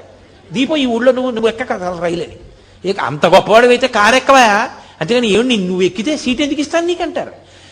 నువ్వు నీకు నేనింతవాణ్ణి అనుకున్నప్పుడు నువ్వు ఇమడలేవు. నువ్వు ఎక్కడున్నావో తెలుసుకోవడం నీకు అలవాటైన నాడు మహామహులంతటి వారు అవకాశం, సందర్భము, సమయం కలిసి రానప్పుడు సమయానికి అనుగుణంగా అలా ప్రవర్తించారు. రామచంద్ర ప్రభు అంతటి వాడు 14 ఏళ్ళు అరణ్యవాసం చేశాడు. నేనెంతటి వాణ్ణి? అవసరం అలా వచ్చింది, పూర్వజన్మ కర్మక్షయం ఇలా అయిపోతుంది. కాబట్టి ఇప్పుడు ఈ కష్టం ఏమిటో, ఇది ఎలా ఉంటుందో, ఇంతమందితో కలిసి నిలబడి వెళ్ళడం ఇదో అనుభూతి. పరమేశ్వరానుగ్రహం ఉత్తప్పుడు కుదురుతుందా? వస్తుంటే తప్పుకోండి అంటారు. ఎంత సంతోషంగా ఉంది ఇవాళ అనుకుని నించున్నాడు అనుకోండి, ప్రశాంతంగా ఉంటాడు. నిన్ను పరిశీలించుకోవడంలో నీకు శాంతి, ఇతరులకు శాంతి. అది నీకు రాకపోగానే ప్రమాదం. కోపం రావడం తప్పు కాదు, కోపం రావాలి. దేనికి రావాలో తెలుసా? వ్యవస్థని చక్కదిద్దడానికి కోపాన్ని నటించాలి. ఒక్కొక్కసారి కోపం వచ్చేసి కాదు, కోపం నటించాలి. కోపం వచ్చేసింది అన్నట్టు ఉండాలి. ఒక్క 2 నిమిషాలకి వస్తే కదా కోపం, వస్తే ఊపేస్తుంది. కోపం వదిలేసినట్టుగా నటించి చక్కగా మాట్లాడి వెళ్ళిపోవాలి. కోపము వ్యవస్థని దిద్దడానికి సాధనం అవ్వాలి తప్ప కోపమునకు తాను వశుడు కాకుండా ఉండాలంటే ఎంతో పరిశీలన ఉండాలి. అది మహానుభావులకు ఉంటుంది. వేషాలు కడితే ఎక్కడి నుంచి వస్తుంది? అందుకని ఆయన రైల్లోకి వెళ్ళాడు, ఆ పిల్లలతోటి దెబ్బలాట పెట్టుకున్నాడు. నా అంతటి వాడిని చెప్తుంటే బుద్ధి లేదా, నీ చెప్పిన పని చెయ్యొద్దా అన్నాడు. ఆ పెట్టేదో తీయమన్నాడు, వాళ్ళు తీయలేదు. వాళ్ళకి కోపం వచ్చింది. వెంటనే అతను కాలి చెప్పు తీసి ఒళ్ళంతా ముద్దర్లు పడేటట్టు కొట్టాడు. అయిపోయిందా అహంకారం? ఇప్పుడు నేను ఫలానా అన్నాడు రా ఎక్కువ అంటాడు. అయిపోయిందా నీ గౌరవం? ఒకవేళ నువ్వు ఎవరో తెలుసు అని వెళ్ళి నించున్నారు. వెళ్ళి నించుంటే రైల్వే స్టేషన్లో ఆ రోజున నేను రైలు ఎక్కినప్పుడు ఏమైందో నీకు తెలిసిందా అని అడిగాడు. ఎంత విచిత్రమైన ప్రశ్న చూడండి. అంటే తనకి అవమానం జరిగిందని ఆయనకి తెలిసిపోయిందేమో. ఏమైంది నాకు తెలీదు అని ఆయన అన్నారనుకోండి, ఏమీ తెలియనట్టే ఉంటాడు. తెలిసింది అన్నారనుకోండి, సంగతి తెలిసిపోయింది కదా. నీ ముఖం మీద ఉమ్మేసి వెళ్ళబట్టే చెప్పులు ఎట్టి కొట్టారు ఒళ్ళంతా. నేను బుద్ధి లేనివాడిని అన్న విషయం నిరూపింపబడింది అక్కడ. నువ్వే గొప్పవాడివని తెలిసిపోయిందని కదా దాని ఉద్దేశ్యం. ఆయన ఏమీ అనలేదు, అలాగే అన్నారు. అతనే అన్నాడు, నీ ముఖం మీద ఉమ్ము వేసి వెళ్ళాను కదా, ఒళ్ళంతా చెప్పులతో కొట్టారు. నీకు ఇంకా నా మీద ప్రతీకార భావన ఉందా ఉమ్మేశానని? ఎవరు లేరుగా నా చుట్టూ, నా మీద నువ్వు ఉమ్ములేయి అన్నాడు. చుట్టూ ఎవరూ లేరు కాబట్టి. అది మీరు ఒక సందర్భంగా తీసుకోకండి. నేను మీతో మనవి చేసేది అదే. మనుష్యులు అహంకారంతో ఉన్నప్పుడు ఉండేటటువంటి లక్షణాలు ఎలా ఉంటాయో, ఎప్పుడూ ఒక్కలా ఉండగలిగినటువంటి స్థితప్రజ్ఞుడు ఎలా ఉంటాడో, రమణుల జీవితంలో ఎన్ని సందర్భాలు నేను ఎక్కడ చెప్పను, కొన్ని సంవత్సరాలు ప్రసంగం చేయాలి నేను. ప్రతిదాన్ని విశ్లేషించడం మొదలు పెడితే. కాబట్టి ఆయన ఏమీ అనలేదు, ఊరుకున్నారు. ఊరుకుంటే అన్నాడు, మళ్ళీ అంతలో అహంకారం వచ్చింది. పూర్వస్థాయి తనకు ఉండాలి. అందుకని పద విరూపాక్ష గుహలో కూర్చుందాం, నీకు నేను ఇవాళ ఒక కొత్తది యోగ విద్య ఒకటి నేర్పుతాను పద అన్నాడు. ఆయన ఏమీ అనలేదు. ఆయన ముందు నడుస్తున్నాడు, ఈయన వెనకాల నడిచారు. ఈయన కూర్చున్నారు, ఆయన కూర్చున్నాడు.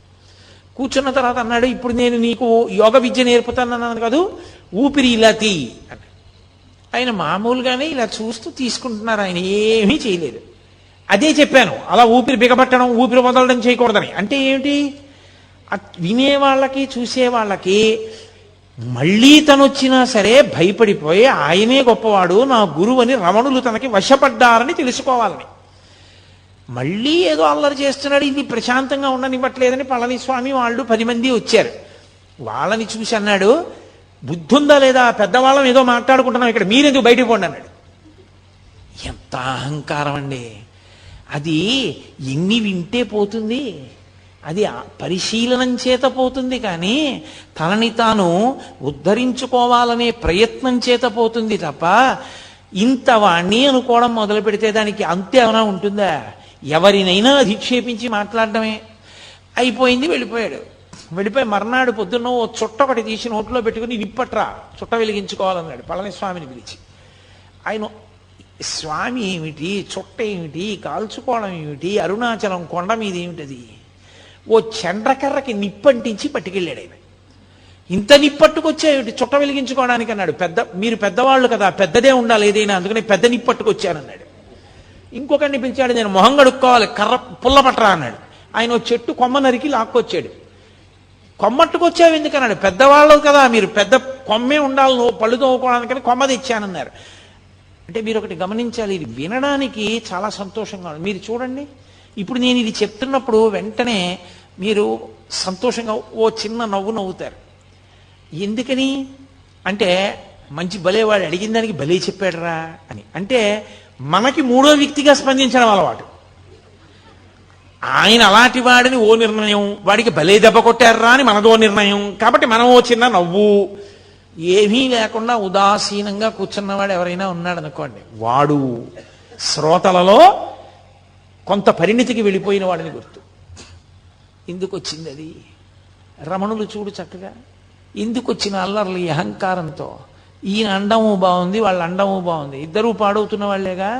రమణుల చుట్టూ చేరి ఎవరు మాత్రం ఈయన నేర్చుకుంటున్నారా ఆయన్ని చూసి అన్న భావన కలిగిందనుకోండి, అప్పుడు ప్రతిస్పందన ఉండదు. అన్న భావనతో ఊరుకుంటారంటే పరిశీలనము జరిగిందని గుర్తు. అక్కడ ఒక్క సంఘటనలో అన్ని విషయాలు చూపిస్తారు. సరే కొంతకాలం అయింది, ఇక్కడ నన్ను ఎవరూ లక్ష్య పెట్టట్లేదన్నాడు, మళ్ళీ వెళ్ళిపోయాడు, మళ్ళీ వచ్చాడు, దిగంబరంగా వచ్చాడు. ఈసారి వచ్చి నేను దేహాభిమానం అంతా పోయింది నాకు, అందుకని నేను గోచీ కూడా పెట్టుకోవట్లేదు అన్నాడు. అంటే ఆయన గోచీ పెట్టుకున్నారు కాబట్టి అంతకన్నా గొప్పవాడని. మళ్ళీ ఇదో విచిత్రం లోకంలో ఎలా ఉంటుందంటే, ఒక్కొక్కడు అసలు నేను ఏమీ పట్టించుకోనండి అని చాలా గొప్పగా చెప్పుకుంటుంటాడు. ఏమీ పట్టించుకోకపోతే నువ్వు అది ఎందుకు చెప్పుకోవడం? నేనేమీ పట్టించుకోనన్నది ఎందుకు పట్టుకుంది నేను? అది పట్టుకోకూడదు కదా, నువ్వు నిర్లిప్తంగా ఉండాలి. నేనండి ఏమీ పట్టించుకోనసమండి అని ఎంతో గొప్పగా చెప్తాడు దాన్ని తీసుకొచ్చి. లేకపోతే నాకు చాలా కోపం ఉండోయ్ అంటాడు. ఏడు అది అన్న ఐశ్వర్యమా?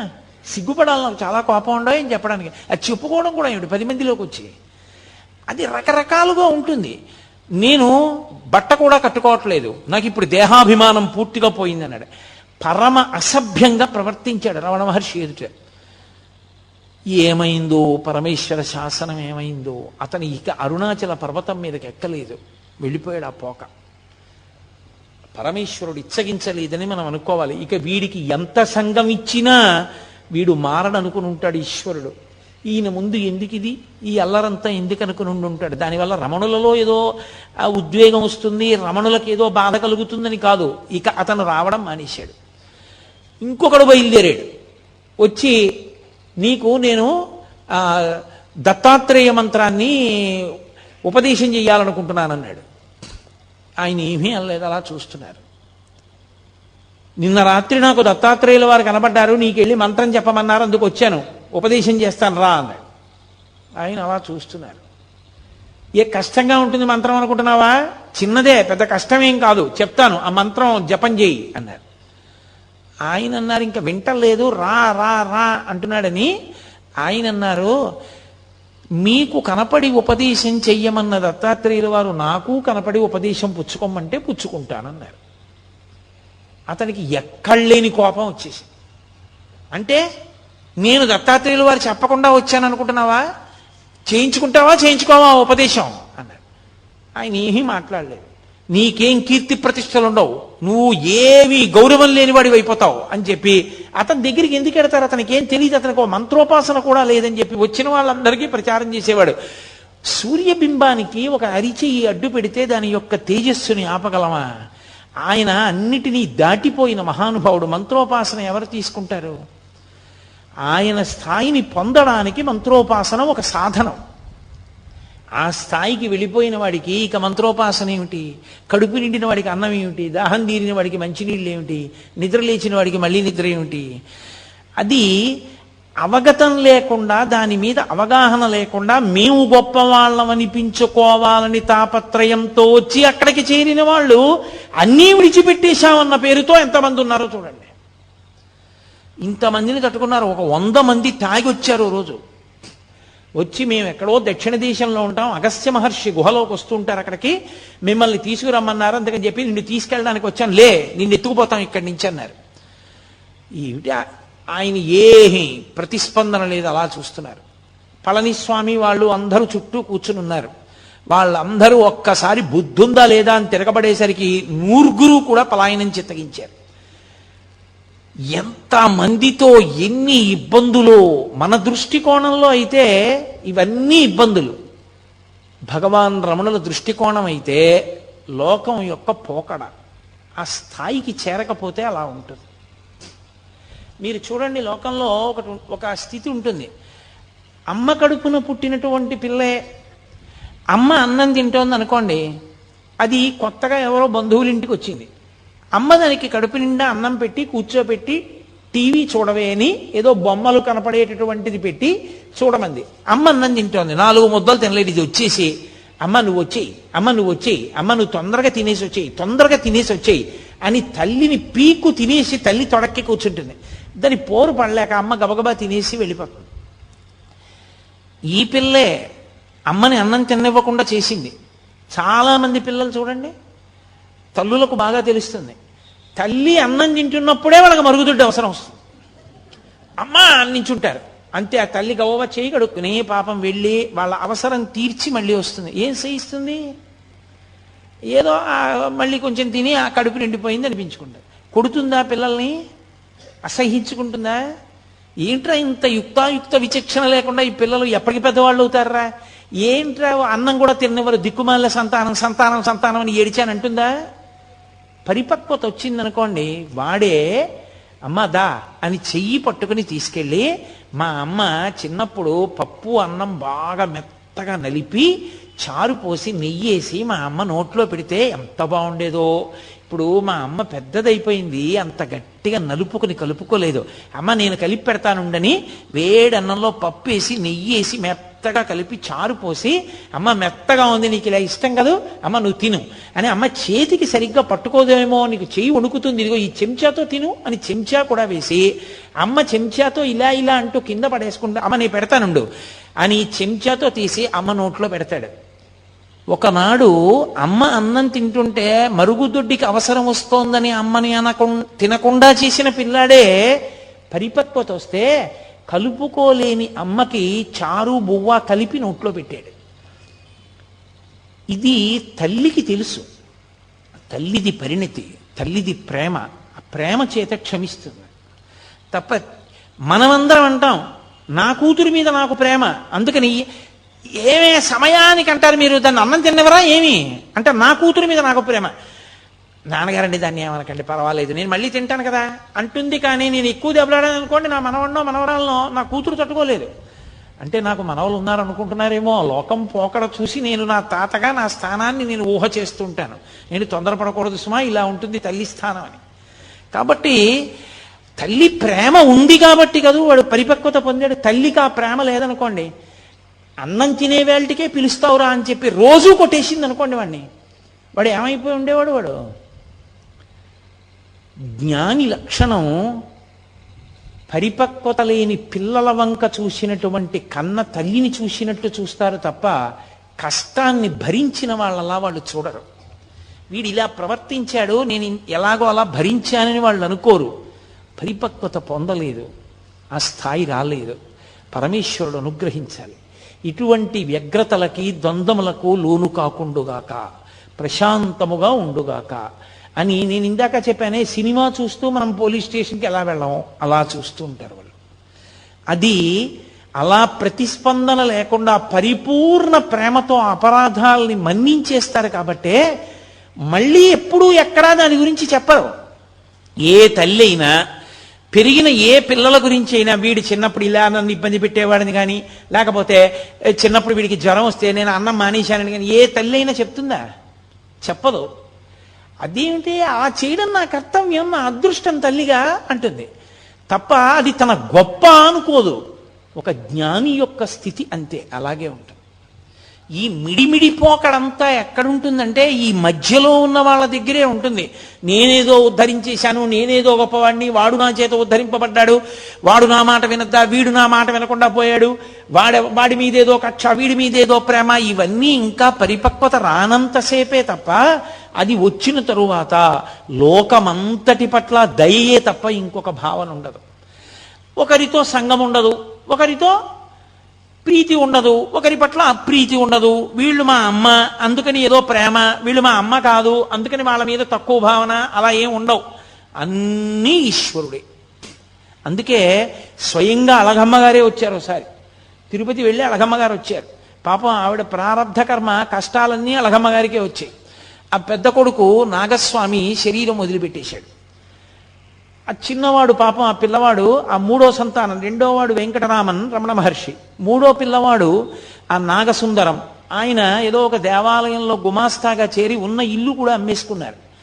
ఆ పిల్లవాడు కష్టపడి ఆ ఇంటినంతటినీ పోషిస్తూ ఉండేవాడు. ఏదో ఆవిడ తిరుపతి క్షేత్రానికి వచ్చి స్వామి దర్శనం చేసుకుని దగ్గరికి కదా అని అరుణాచలం వెళ్ళి ఈ పిల్లవాడిని చూసింది.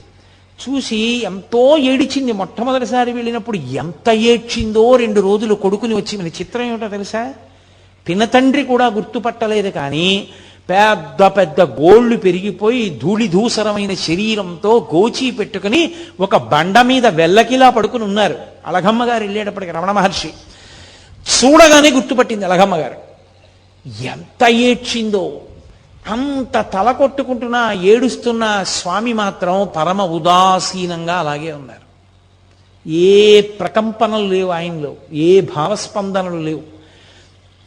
చుట్టూ ఉన్న వాళ్ళు అయ్యో అమ్మంటోందంత ఏడుస్తోంది, కనీసం జవాబు చెప్పద్దా అన్నారు. ఆయన నోటితో మాట్లాడితే కదూ, ఓ కాగితం ఇమ్మని దాని మీద వ్రాశారు. కర్త ఎవరి ప్రారబ్ధానుసారం వారిని ఆడిస్తూ ఉంటాడు. మనం కావాలనుకున్నవి జరగాలని లేదు, జరగాలనుకున్న వాటిని మనం ఆపలేము. కాబట్టి ఏది ఎలా జరుగుతుందో దానిని అంగీకరించడమే సర్వ విధములా శ్రేయస్కరము. అదే మొట్టమొదటి ఉపదేశం. ఆయన జీవితంలో వ్రాతపూర్వకంగా కానీ నోటితో కానీ చేసిన మొట్టమొదటి ఉపదేశం అదే. కాగితం మీద వ్రాసి అళగమ్మ గారికి ఇచ్చారు. ఇక ఈ పిల్లవాడు రాడు, ఈ పిల్లవాడి యొక్క స్థాయి వేరని ఆమె స్థాయిలో ఆవిడ ఏమనుకుంటారు ఒక తల్లిగా, ఏమిటో కొడుకుని ఇంత కష్టపడ్డాను, పెంచాను, పెద్ద చేశాను, ఇలా అయిపోయాడు అనుకుని పాపం ఆవిడ వెళ్ళిపోయారు. ఆ తరువాతి కాలంలో మళ్ళీ ఆవిడికి ఇంకా జీవితం మీద విరక్తి వచ్చింది. విరక్తి రావడానికి కారణం కూడా భగవంతుడు అందుకే ఒక్కొక్కళ్ళకి ఒక్కొక్కటి ముందే ఇచ్చేస్తాడులా ఉంది. ఆవిడికి దక్షిణామూర్తి స్తోత్రం, వేదాంత స్తోత్రాలంటే ఇష్టం ఉండడం, ఎప్పుడూ వాటిని మననం చేయడం, ఆవిడికి కొన్ని వేల వేదాంత సంబంధమైన పాటలు నోటికొచ్చుట అళగమ్మ గారికి. అవన్నీ పాడుకుంటూ గడిపేవారు. ఆవిడ ప్రారంధం ఏమిటంటే ఆఖరికి ఆ మూడో కొడుకు నాగసుందరంకి పెళ్లి చేశారు. ఆ పెళ్లి చేస్తే పెద్దవాడు అసలు సంతానం లేకుండానే ఆయన శరీరం వదిలేశాడు నవయవ్వనంలో ఉండగా. ఇక మూడోవాడు పెళ్లి చేశారు, ఓ కొడుకు పుట్టాడు, భార్య చనిపోయింది. చనిపోతే పాపం ఆ చిన్న పిల్లవాడిని ఈయనేం పెంచగలడు, తీసుకెళ్ళి మళ్ళీ పినతండ్రి గారి భార్య జానకి అమ్మాள் నెల్లియప్ప అయ్యర్ గారి భార్య జానకి అమ్మాళ్ళ గారికి ఇచ్చారు. ఆవిడ అప్పటికి వృద్ధురాలు అయిపోయింది. ఆవిడ ఏం పెంచగలదు పిల్లని? మళ్ళీ ఆ పిల్లాన్ని తీసుకెళ్ళి ఆ పిల్లవాడి మేనత్త అలవేలుమంగ ఆఖరి పిల్ల ఆ పిల్లకి ఇచ్చారు. ఆ పిల్ల ఏదో సాకుతోంది. ఎక్కడ చూసినా అప్పులు, తగిన ఉద్యోగమా లేదు, భార్య చచ్చిపోయింది, కొడుకునా ఎవరో పెంచుతున్నారు. అసలు ఎందుకు ఇంకా బతకాలనిపించింది ఆయనకి. ఈలోగా అళగమ్మ గారు మెల్లిగా కొడుకు దగ్గరికి వెళ్ళిపోయారు. ఇది ఒక విచిత్రమైన సంఘటన. నాకు భగవాన్ రమణుల జీవిత చరిత్ర మొత్తం మీద చాలా కాలం నాకు అనుమానం ఉండిపోయిన సందర్భం ఇదొక్కటే. ఆ తర్వాత నాకు పరమేశ్వరానుగ్రహం వల్ల యథార్థంగా చెప్పాలంటే రమణ మహర్షి ఒక వ్యక్తి రూపంలో అనుమానాన్ని తీర్చారు. అప్పటి వరకు నాకు ఇది ఎందుకు అలా జరిగింది అని అర్థమయ్యేది కాదు. అళగమ్మ గారు కొడుకు దగ్గరికి వెళ్ళిపోతానని చెప్పి అరుణాచలం వెళ్ళిపోయి అరుణాచలంలోనే ఒకరి ఇంట్లో ఉండేవారు. ఆవిడికి విరూపాక్ష గుహలోనే ఉండాలి కొడుకుతో అని కోరిక. కూతురు అలమేలమంగ అడిగిందమ్మా మా ఇంటికి వచ్చేసేయమ్మా మాతో ఉండమని. అయినా కూడా కొండ మీదకి వెళ్ళిపోయి సరే పెద్ద ఆవిడ ఉన్నంత కాలం ఉండదు, ఇంకా ఆవిడ కిందెందుకని ఆవిడ్ని కూడా విరూపాక్ష గుహకి తీసుకొచ్చేశారు. అది చిన్న గుహ, బయటకు చిన్న గదిలా ఉంటుంది, లోపల గుహ ఉంటుంది. అక్కడే ఈవిడ ఉండేవారు. అక్కడ ఈవిడిది ఆచారం సంప్రదాయం, తడి పొడి మడి మైల ఆచారము ఈవిడిది. ఆయనేమో అగ్నిహోత్రం, మహాజ్ఞాని, ఆయన అన్నిటికీ అతీతుడు. ఆయన దగ్గరికి వచ్చి ఒకప్పుడు ఒక వ్యక్తి ఏడిచాడు, నేను ఎన్ని కష్టాలు పడుతున్నానో నేను చేసిన పాపాలేనని.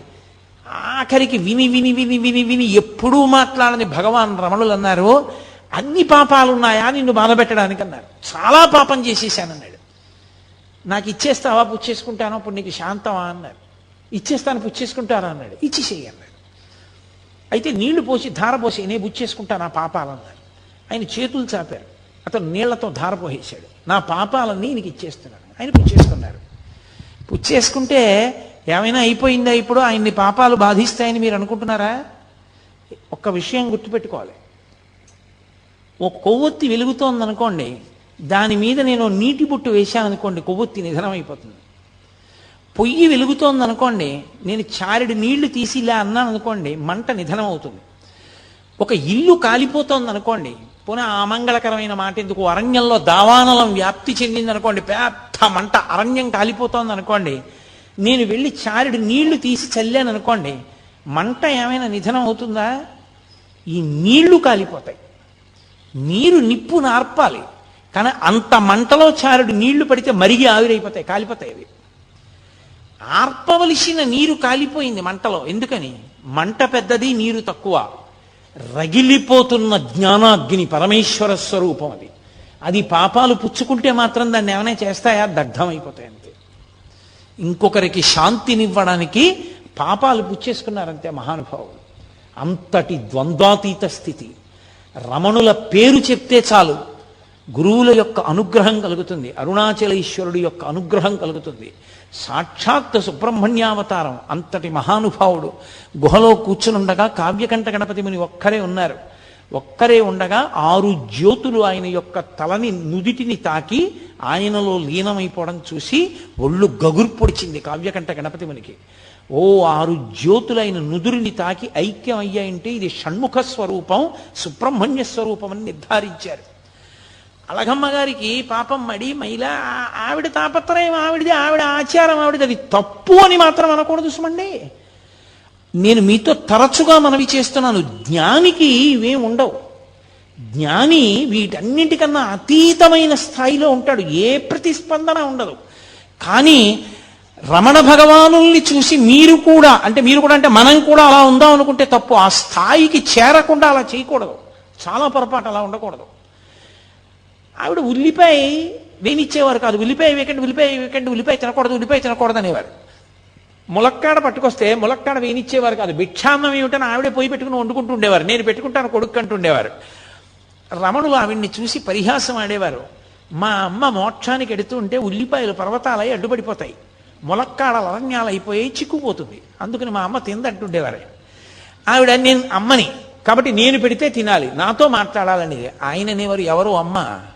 నాకు అందరు అమ్మలే తప్ప నువ్వు ఒక్కదానివే నాకు అమ్మవి కావు, నాకు లోకమంతా తల్లులే అనేవారు. ఆయన దృష్టికోణం అది. అలా రమణుల గురించి చదివి నేను అనకూడదు. నేను మా అమ్మని గౌరవించాలి, మా అమ్మకి నమస్కారం చేయాలి. అవునమ్మా నువ్వు నా తల్లి అనాలి. నేను ఇంకా రమణుల స్థాయికి పొందలా.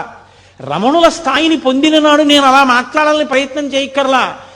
ఆ మాట అప్పుడు అదే వస్తుంది. అంతేకాని జ్ఞానిని చూసి ఎన్నడూ అనుకరించరాదు. రమణులు అన్నారు కదా అని అనే ప్రయత్నం చేయకూడదు. అది చాలా పొరపాటు. ఇవాళ చాలా చోట్ల చాలా మంది చేసే పెద్ద పొరపాటు అక్కడే చేస్తారు. అలా చేయకూడదు. జ్ఞానిని అనుకరిస్తే భంగపాటు పొందుతారు. ఎందుకో తెలుసా? మీ అనుష్ఠానం పోతుంది. జ్ఞాని కాకుండా జ్ఞానిలా ప్రవర్తిస్తే పరమ ప్రమాదం. ఏది? రమణులు అన్నారు, నువ్వు అన్నావు తల్లిని. రమణులు భిక్షాన్నం తింటారు, నువ్వు తింటావా? రమణులని జటాస్వామి ఆ తర్వాత బాలానంద స్వామి అలా ప్రవర్తించిన ఆయన అలా ఉండగలరు. నువ్వు ఉండగలవా? ఉండగలిగితే అలా కూడాను. జ్ఞాని స్థితిని చూసి జ్ఞాని ఎలా ఉన్నాడో అలా నువ్వు ఉండే ప్రయత్నం చేస్తే చాలా ప్రమాదం వస్తుంది. అలా ఎప్పుడూ చేయకూడదు. ఆచారకాండే. రమణులు అలా అన్నారు అంటే అది ఆయన స్థాయి. అటువంటి భగవానుల దగ్గరికి ఒకప్పుడు కావ్యకంఠ గణపతి ముని వచ్చారు. నేను కావ్యకంఠ గణపతి ముని గురించి కేవలం 1-2 వాక్యాలు చెప్పి వదిలేశాను అనుకోండి, అంతకన్నా అన్యాయమైన విషయం ఇంకోటి లేదు రమణతత్వం చెప్పేటప్పుడు. ఎందుకంటే రమణులకు కావ్యకంఠ గణపతి మునికి అంత సాన్నిహిత్యం. కావ్యకంఠ గణపతి ముని గురించి చెప్తే రమణుల గురించి చెప్పాలి, రమణుల గురించి చెప్తే కావ్యకంఠ గణపతి ముని గురించి చెప్పాలి. ఇద్దరిని విడదీసి ఇద్దరి జీవితాలు వేరు వేరు, ఆయన గురించి ఆయనలా చెప్తాను, ఈయన గురించి ఈయనలా చెప్తానంటే అసలు చెప్పడం కుదరదు, పరిపూర్ణం అవ్వదు.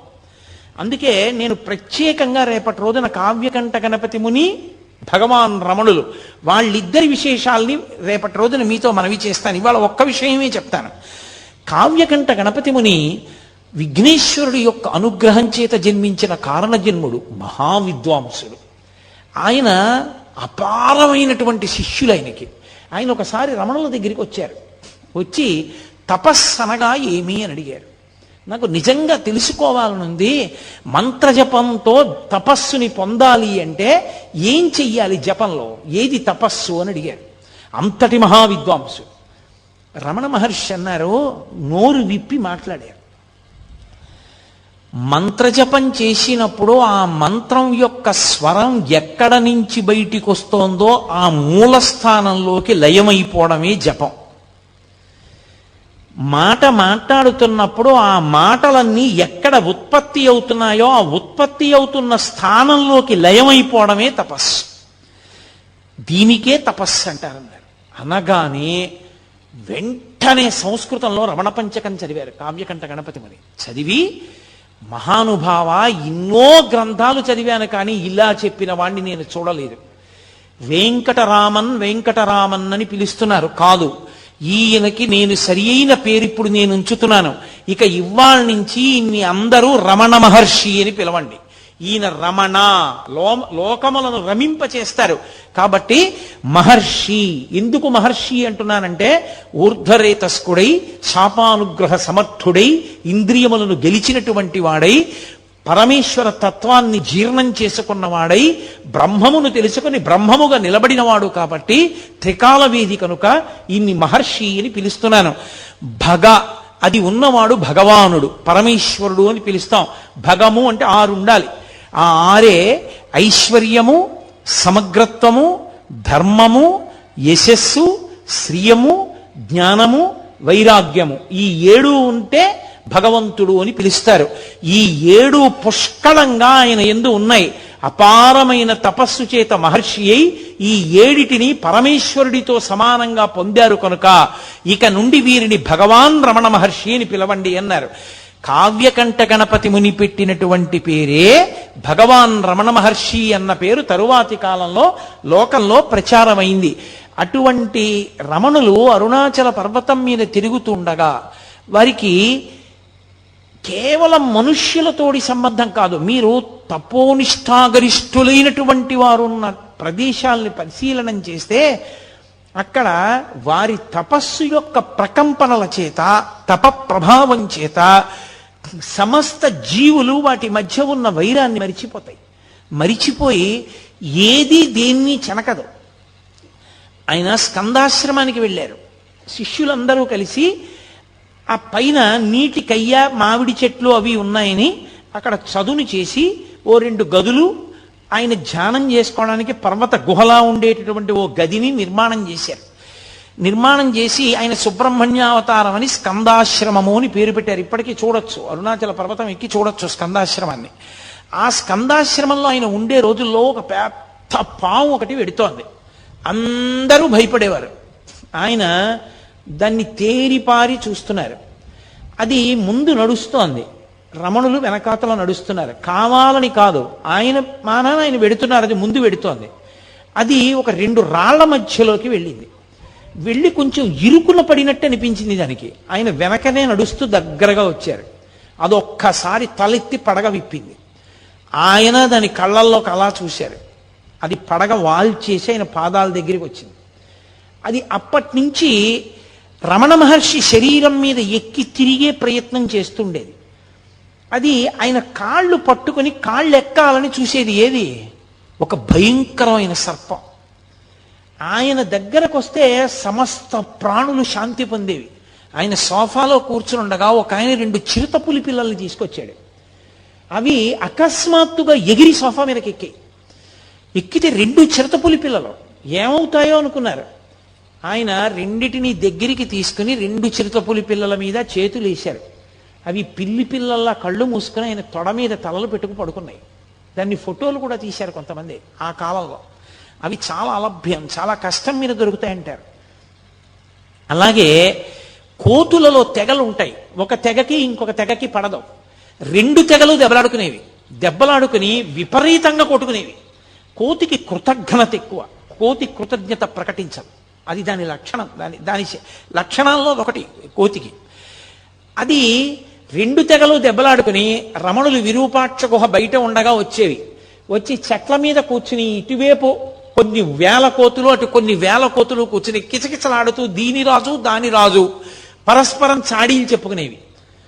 ఇటు తిప్పి వినేవారు, ఇటు తిప్పి వినేవారు. ఆఖరికి మీరు ఇలా దెబ్బలాడుకోకూడదు, మీ తప్పే, క్షమార్పణ చెప్పు, వెళ్ళిపోండి అంటే అది కిచకిచలాడి వెళ్ళిపోయేది. ఆయనకి ఎలా అర్థమయ్యేది? కోతి కిచకిచలాడితే ఆయనకి ఎలా తెలుసు? అన్ని వేల కోతులు తీర్పుగా ఆయన దగ్గరికి ఎందుకు వస్తాయి? అంటే మనిషి యొక్క మనసులో ఉన్న భావాలు అర్థం చేసుకోవడానికి భాష ఏమో, కానీ ఆ మనసు కూడా భావాన్ని ఏ ఆత్మ ప్రకాశం వల్ల పొందుతుందో ఆ ఆత్మగా నిలబడగలిగిన వాడికి ఎదుటి ఆత్మలోని భావనలు ఎందుకు తెలుసుకోలేడు? అందుకని ఆయనకి ఇంకా భాషతో సంబంధం ఉండేది కాదు. ఒకప్పుడు ఆయన ఆశ్రమంలో ఉన్నప్పుడు నేపాల్ దేశం నుంచి ఒక ఆ రాజుగారి యొక్క సామంతరాజు వచ్చాడు. వచ్చి నేను రమణ మహర్షితో మాట్లాడాలన్నాడు. నీకు తమిళం వచ్చా అన్నారు. తమిళం రాదు, గోర్ఖా భాష మాట్లాడతాడు ఆయన. గోర్ఖా భాష మహర్షికి రాదన్నారు. నేను మాట్లాడతానన్నాడు. రమణ మహర్షి వచ్చి సోఫాలో కూర్చున్నారు. ఈయన వెళ్ళి గోర్ఖా భాషలో ఏవేవేవో అడిగాడు. ఆయన కళ్ళల్లోకి అలా చూశారు ఒక 5 నిమిషాలు. మహానుభావ, చాలా సంతోషం, నాకు అంతా అర్థమైపోయింది, వెళ్ళిపోయాడు. వాళ్ళ రాజుగారికి చెప్పాడు. వాళ్ళ రాజుగారు వచ్చి వీడికి అన్నీ అర్థమైపోయాడు, మీరు చెప్పినవన్నీ గోర్ఖా భాషలో ఈయనకి చెప్పినవన్నీ మాకు చెప్పాడని చెప్తుంటే హాల్లో ఉన్న వాళ్ళందరూ నవ్వారు. రమణ మహర్షి గోర్ఖా భాషలో ఇవన్నీ చెప్పడం ఏమిటని. ఆయన చూశారంతే అర్థమైపోయేది. అటువంటి మహాజ్ఞాని, పరమేశ్వర స్థాయిని పొందినటువంటి మహానుభావుడు, పరమేశ్వరుడైనటువంటి స్థితి అయింది. అందుకే ఒకానొకప్పుడు ఒక తెగకంతటికి రాజుగా ఉంది కొంతకాలం ఒక పెద్ద కోతి. దాన్ని తరిమేశాయి కోతులన్నీ, దానికి పదవి పోయింది. 2 అనుచరులు మాత్రం పాపం పాతరాజుగారన్న బెంగతో ఎప్పుడూ అనుసరించి వస్తుండేవి.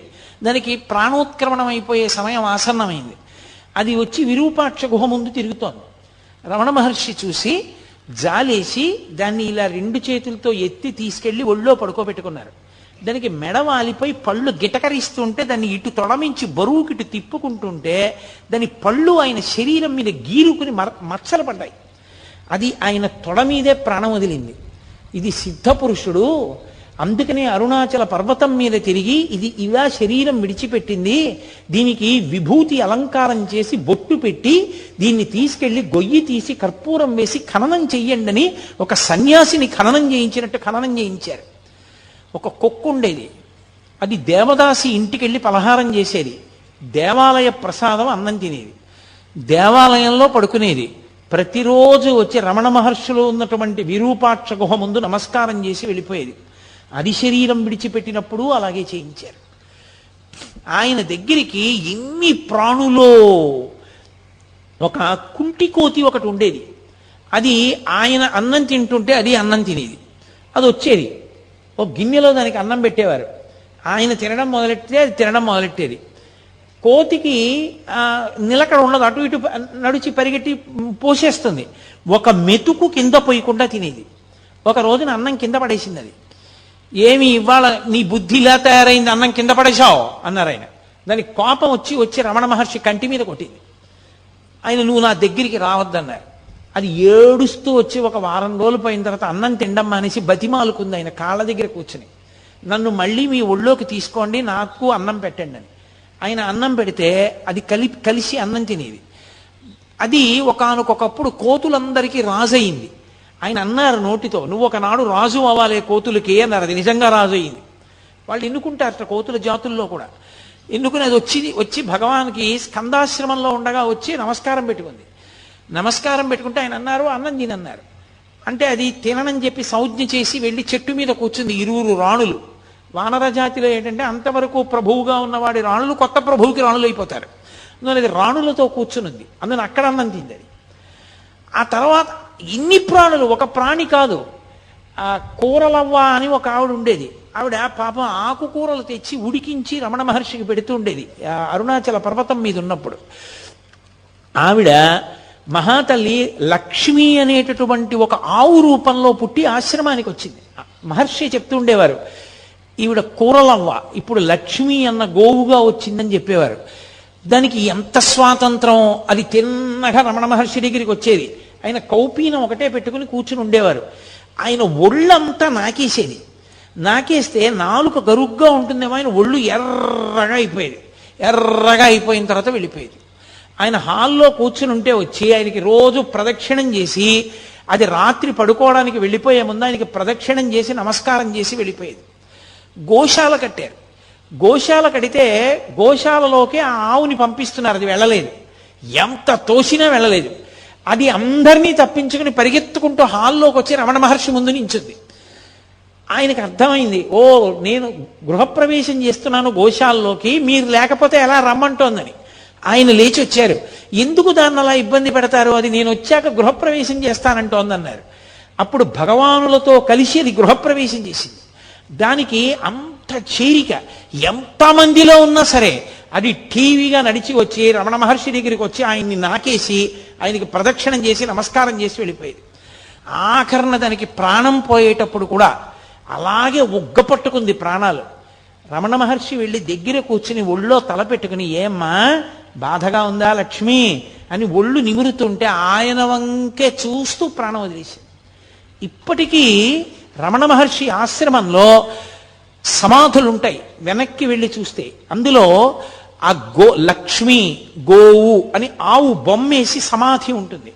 అది ఒక సిద్ధయోగి చిట్ట చివరికి ఇలా వచ్చి ఒక గోవు రూపంలో సేవించిందని ఆయన దానికి సన్యాసిని ఎలా పూడుస్తారో అలా ఖననం చేసి సమాధి నిర్మాణం చేశారు. అలా ఒక కాకి ఒక గ్రద్ద పొడిస్తే వచ్చి రమణ మహర్షి దగ్గర పడిపోయింది. ఆయన దాన్ని ఒళ్ళో పెట్టుకునేవారు. అది అలా వారం రోజులు ఉండి ఆయన ఒళ్ళోనే పడుకుని ఒళ్ళోనే ఉండి ఒళ్ళోనే వదిలిపెట్టేసింది ప్రాణం. ఉడతలో పరిగెడుతూ ఆయన దగ్గరికి వచ్చి ఆయన ఒంటి మీద ఎక్క ఆడుకుంటూ ఉండేవి. ఆయన జీడిపప్పు తెచ్చి చేతిలో పట్టుకుంటే తినమంటే తినేవి కావు. ఉడతలన్నీ వచ్చి చుట్టూ చేరితే ఆయన ఒక్కొక్క జీడిపప్పు పెడితే ఈ ఉడతలన్నీ తింటూ ఉండేవి. పాము వచ్చి పడగపట్టి నించునేది. నెమలు వచ్చి అక్కడ నించునేది. నెమలి పావుని కొట్టేది కాదు, పావు నెమల్ని చూసి భయపడేది కాదు. అన్ని ఉడతలు ఆయన ఒంటి మీద తిరుగుతూ ఆడుకుంటూ ఉండేవి. పూర్వం మనం కాశీఖండంలో అగస్త్య మహర్షి యొక్క ఆశ్రమం గురించి చదివితే ఎంత విచిత్రంగా ఉంటుందో. ప్రాణులు తమ మధ్య వైరాన్ని కూడా మరిచిపోయి ఎలా తిరుగుతాయని చెప్తారో అలా తిరుగుతూ ఉండేవి ప్రాణులన్నీ ఆయన దగ్గర. జాక్ అని ఒక కుక్క, ఎంత విశ్వాసం మహర్షి అంటే! అంత విశ్వాసం ఉన్న కుక్క అది భీష్మాచార్యుల వారిలా ఉత్తరాయణ పుణ్యకాలం వచ్చే వరకు ప్రాణాలు ఒగ్గపట్టుకుని అపరభీష్ముడిని పిలిచారు ఆయన దాన్ని. భగవాన్ వచ్చి దగ్గర కూర్చుని దాన్ని ఒళ్ళో పడుకోబెట్టుకున్న తర్వాత ఆయన వంక చూస్తూ కళ్ళు మూసేసింది. ఇప్పటికి జాగ్ ది డాగ్ అని రాసి ఆ కుక్కకి కూడా సిద్ధపురుషుడు ఆఖరిసారి ఇలా శరీరం విడిచిపెట్టారని దానికి సమాధి కట్టించారు. త్రికాలవేది, ఎక్కడ ఎన్ని ప్రాణులు ఆయన కోసం వస్తే అన్ని ప్రాణులతో మాట్లాడుతుండేవారు. అన్నీ ఆయనది చూసి పరవశించిపోతుండేవి. ఇన్ని ఆయన చుట్టూ చేరుతుండేవి. భగవంతుడి చుట్టూ సమస్త ప్రాణులు ఎలా తిరుగుతాయో రమణుల చుట్టూ అలా తిరుగుతుండేవి. అళగమ్మ గారు స్కందాశ్రమంలోకి వెళ్ళిన తర్వాత ఆవిడికి అనారోగ్యం వచ్చి ఇక ప్రాణోత్క్రమణం అయిపోయే సమయం ఆసన్నం అయిపోయింది. ఇక మాట పోయింది. ఆవిడ్ని పడుకోబెట్టి ఇప్పటికీ ఉంటుంది ఆ గది. అళగమ్మ గారికి మోక్షం ఇచ్చిన గది అని రాసుంటుంది, మనం లోపలికి వెళ్ళి చూడొచ్చు. ఆ గదిలో అమ్మ దగ్గర కూర్చుని అమ్మ గుండెల మీద కుడి చేయి పెట్టి అమ్మ తల మీద ఎడం చేయి పెట్టి పట్టుకున్నారు. తెల్లవారుజామున కూర్చున్న వ్యక్తి రాత్రి 8 గంటలకి లేచారు. లేచి అమ్మ మోక్షం పొందింది అన్నారు. అందరు ఆశ్చర్యపోయారు, ఏమైందన్నారు. అమ్మ చేసుకున్న కర్మల వల్ల, వాసనాబలం వల్ల కొన్ని వేల జన్మలు ఎత్తాలి. ఆ కొన్ని వేల జన్మల్ని అమ్మతో సూక్ష్మ రూపంలో అనుభవింపచేసేశాను. సూక్ష్మ శరీరంతో అనుభవించేసింది. కర్మలన్నీ నశించిపోయాయి. ఇప్పుడు అమ్మ మళ్ళీ పుట్టడానికి ఏ కర్మలు లేని స్థితిలో తన శరీరాన్ని విడిచిపెట్టేసింది. కాబట్టి అమ్మ సిద్ధి పొందింది. అందుకే అమ్మ చనిపోయిందంటే ఆయన ఒప్పుకునేవారు కాదు. సిద్ధి పొందింది. కాబట్టి ఒక సన్యాసి శరీరాన్ని ఎలా ఖననం చేస్తారో అలా ఖననం చేద్దామన్నారు. 8 గంటలకి, నేను అదే మీతో చెప్తున్నది, ఒక జ్ఞానికి చెల్లుతుంది, మనకి చెల్లదు. వెంటనే 8 గంటలకి ఆయన అమ్మగారి శవం దగ్గర నుంచి లేచొచ్చి కూర్చుని అన్నం తిన్నారు. ఆయనకి జ్ఞానికి విధి నిషేధము ఉండవు. సామాన్య సాధకుడు అలా కాదు, అలా చేయడానికి వీలు లేదు. రమణ మహర్షి జీవితాన్ని చదివి రమణ మహర్షి యొక్క స్థితిని అర్థం చేసుకునే ప్రయత్నం చేయండి తప్ప రమణులు చేసినవి అనుకరించే ప్రయత్నం ఎప్పుడూ చేయకూడదు. అది ఏదో నాటకంలో పాత్ర వేసినట్టు ఉంటుంది తప్ప నిజ జీవితంలో ఎదగడం మాత్రం కాదు. అది క్రమక్రమంగా సాధన చేత జ్ఞాని కావాలి తప్ప అకస్మాత్తుగా ఏవో కొన్ని పనులు చేసి నువ్వు జ్ఞాని అయిపోయావు అనుకుంటే చాలా చాలా ప్రమాదం. అది గతి తప్పిపోతాడు, సాధనలో కిందకి వెళ్ళిపోతాడు. పరమ ప్రమాదం అది. సరే, నేను దాని గురించి హెచ్చరికతో కూడిన ప్రసంగం ఎందుకు చెయ్యాలి, రమణతత్వం గురించి మాట్లాడే ప్రయత్నం చేస్తాను. ఆయన ఆ మూడో తమ్ముడు మహానుభావుడు, పెద్ద ఆయన ఎలాగో నాగస్వామి శరీరం వదిలిపెట్టారు, రెండో ఆయన భగవాన్ రమణులైపోయారు, మూడో ఆయన తన భార్య చనిపోయింది, ఆ కొడుకుని తీసుకెళ్లి చెల్లెలు అలివేలు మంగ దగ్గర వదిలేశారు. ఆ నాగసుందరం గారు నేను ఒక్కడిని మాత్రం ఉండిపోవడం ఎందుకని, ఇక అళగమ్మ గారు అక్కడే ఉంది కదా అని చెప్పి ఆయన కూడా సన్యాసం తీసుకున్నారు. తీసుకుని నిరంజనానంద స్వామి అన్న పేరుతో ఆయన కూడా విరూపాక్ష గుహలోనే ఉండేవారు. ఈ తల్లి శరీరాన్ని పట్టుకుని కొండ కిందకి దిగారు. అప్పటికి శ్మశానం, ఇప్పుడు రమణాశ్రమం ఏదుందో అది శ్మశానంలో అంతర్భాగం. అప్పుడు ఆ శ్మశానంలోనే ఒక గొయ్యి తీసి గోతిలో అమ్మ శరీరాన్ని ఉంచారు. ఉంచగానే ఎవరో కాశీ నుంచి శివలింగం తీసుకొచ్చారు. వెంటనే అమ్మగారి సమాధి మీద ఆ శివలింగాన్ని ఉంచి దీని పేరు మాతృభూతేశ్వరాలయము, అమ్మగా మారిన పరమేశ్వరుడు లేదా పరమేశ్వరుడైన అమ్మ అన్న పేరుతో అమ్మకి గుడి కట్టారు, మాతృభూతేశ్వరాలయం అని. అప్పటికి గుడేం లేదు. కొన్నాళ్ళు పోయిన తర్వాత రోజు కొండ దిగొచ్చి నిరంజనానంద స్వామి పూజ చేసేవారు. రోజు రావడం వెళ్ళడం కష్టంగా ఉందని 4 తాటాకులతో చిన్న పందిరేసుకుని ఆ శ్మశానంలోనే సమాధి పక్కన ఉంటూ ఉండేవారు ఆయన. అలా ఉంటూ ఉండగా కొంతకాలానికి జయంతి ఉత్సవాల సమయానికి రమణ మహర్షి కూడా వారం రోజుల ముందు వచ్చి అక్కడే ఉండిపోయారు. ఇంకా ఉండిపోయి ఆయన పైకి వెళ్ళలేదు కొండ మీదకి. ఉండిపోయిన తర్వాత 4 తాటాకు పందిళ్ళు వేశారు. ఒక తాటాకు పందిరి గదిలో రమణులు కూడా ఉంటూ ఉండేవారు. అలా ఉన్న రోజుల్లోనే ఒక ఆశ్చర్యకరమైన సంఘటన జరిగింది. ఆయన ఒక గదిలో ఉంటుండగా ఓ కుక్కొకటి లోపల ఉండేది. ఒక 4 కిటికీల దగ్గర పడుకునేవారు. ఆయన పడుకున్నారు. ఇంతలో అలికిడి వినపడింది. ఊరికి చిట్ట చివరకు ఉంది ఆగ్నేయ భాగంలో. ఏమైంది, దొంగలు వచ్చారేమో అని అక్కడ ఉన్నవాళ్ళు లేచి కిటికీలోంచి చూశారు. చూసి 6 ఉన్నారు అన్నాడు. లోపల ఉన్న అతను కనపడ్డారు బయట 6 దొంగలు. 6 ఉన్నారన్నాడు. అనగానే వాళ్ళు కిటికీ అద్దం బదలగొట్టి కిటికీ బదలగొట్టారు.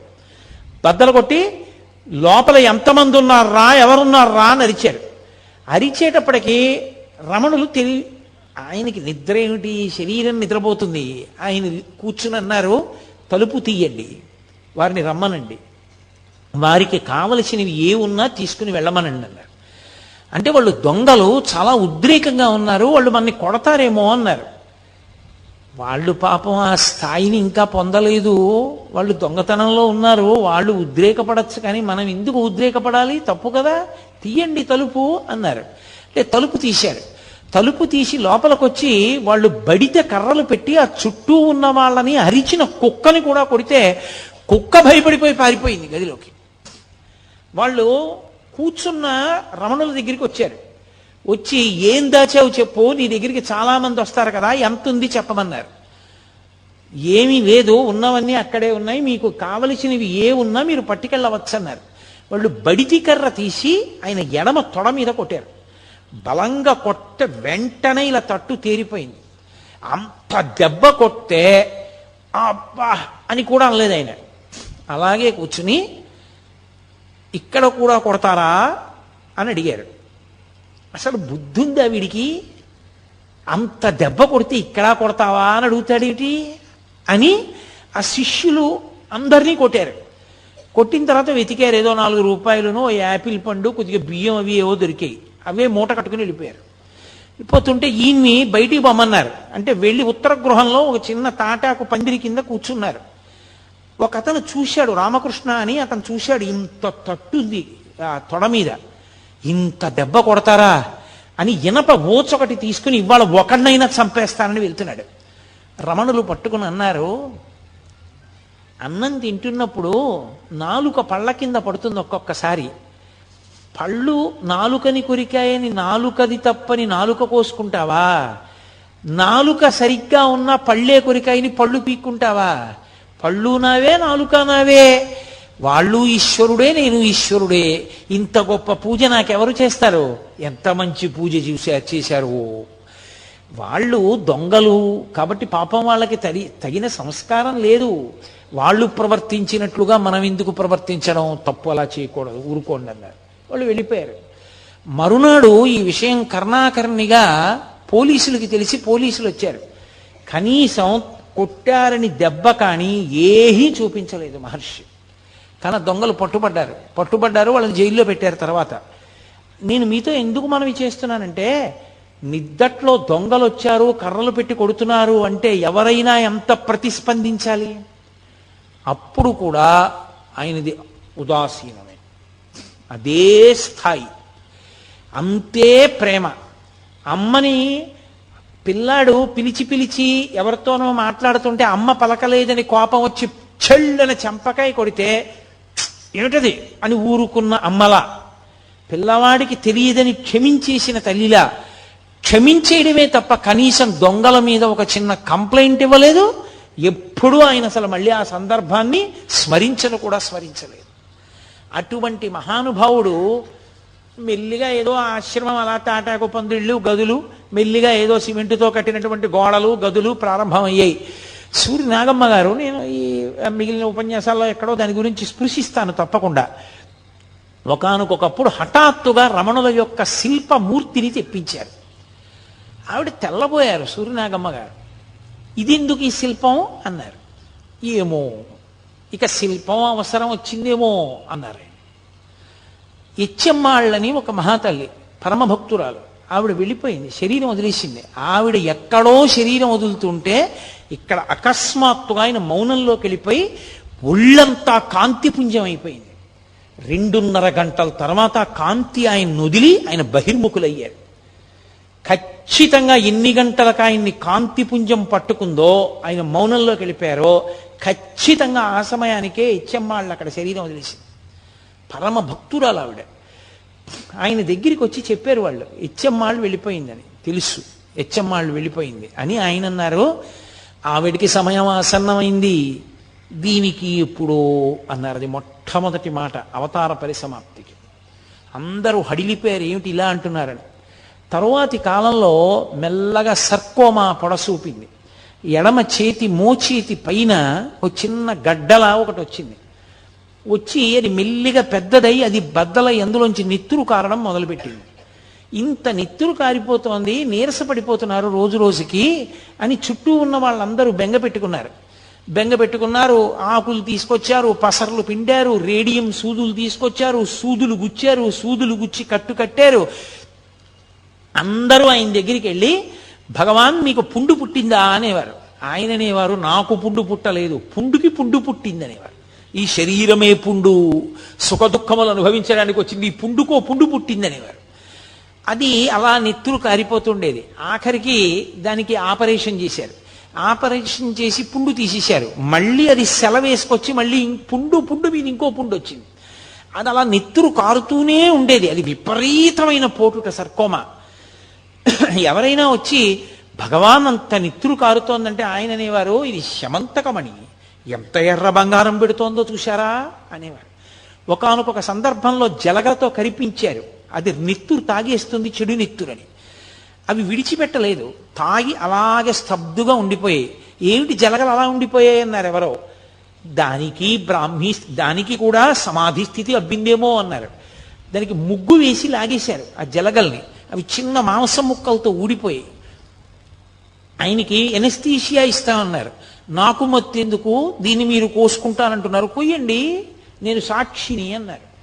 అంతటి సాక్షిత్వాన్ని పొందినటువంటి మహాజ్ఞాని, మహానుభావుడు. అటువంటి స్థితిని చేరిపోయినటువంటి భగవానులు అప్పుడు కూడా, ఆ స్థితిలో కూడా వేదపారాయణం జరిగేటటువంటి సమయంలో మాత్రం బయటికి వచ్చి కూర్చుని దర్శనమిస్తుండేవారు. కొన్ని వేల మంది ఆశ్రమం అంతా చేరిపోయి ఆ ఘోష వినపడుతూనే ఉండేది. అరుణాచల శివ, అరుణాచల శివ, అరుణాచల శివ, అరుణాచల. ఆయనకి అది పరమ ప్రీతి పాత్రం ఆ భజన. ఆ అరుణాచల అక్షర మణమాల అని ఆయన చేత రచింపబడింది. అది చదువుతూ ఆయన చదువుతూ ఉండేవారు. ఒక్కరోజైనా ఈ ఉపన్యాసాలు చెప్పుకున్నందుకు నేను అరుణాచల అక్షర మణమాల తీసుకొచ్చి దాని తెలుగు అనువాదం చేశారు పెద్దలు. దాని తెలుగు అనువాదంలోంచి నేను అక్షర మణమాలలోంచి చదువుతాను. మీ అందరూ కూడా ఒక రోజున చక్కగా అరుణాచల శివ, అరుణాచల శివ, అరుణాచల శివ, అరుణాచల అని ప్రార్థన చేద్దురు. కానీ ఒక్కరోజైనా కనీసం ఆ భజన చేద్దాం మనం. కాబట్టి అందరూ భజన చేస్తున్నారు.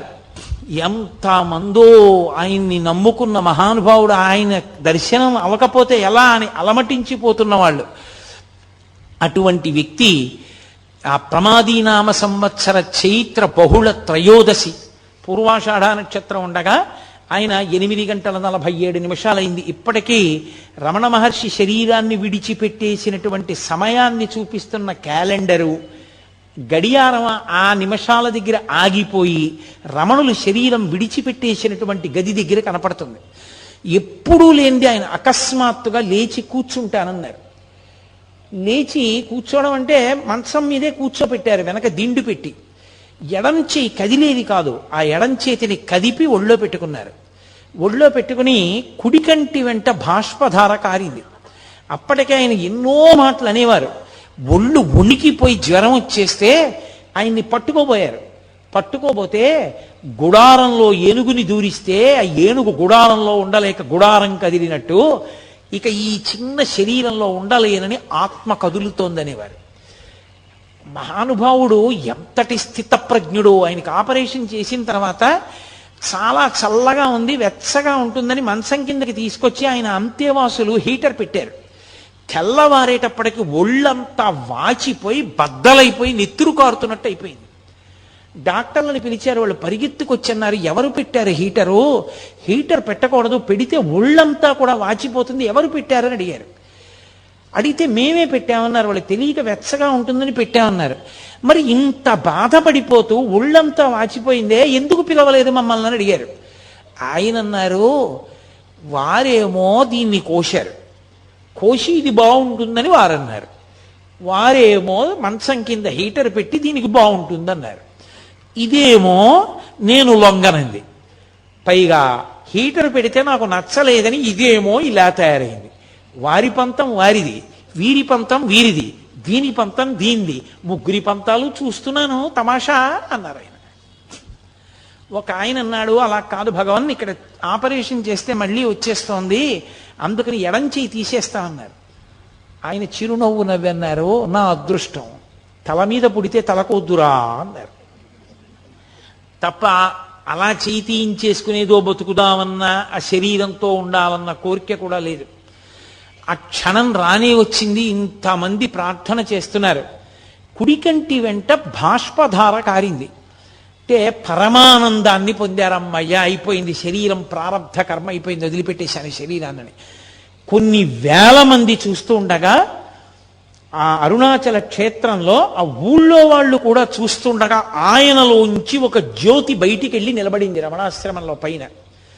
అందరూ ఆశ్చర్యంతో ఆ జ్యోతి వంక చూస్తూ వెలిగిపోతోంది అది ప్రకాశంతో. రాత్రి 8:47 సమయం. అందరూ ఆ జ్యోతి వంక చూసి భగవాన్ రమణ అరుణాచల శివ అరుణాచల శివ అని అరుస్తున్నారు. ఆ జ్యోతి క్రమక్రమంగా పైకెక్కుతూ అరుణాచల పర్వతానికి ప్రదక్షిణం చేస్తూ ఈశాన్య దిక్కుగా వెళ్ళి ఆ కొండలోకి కలిసిపోయింది. అంతే, అక్కడతో భగవాన్ రమణుల యొక్క శరీరం విడిచిపెట్టేశారు. విభూతి రాశారు, చందనం అలదారు, ఇంత అభిషేకమో చేశారు.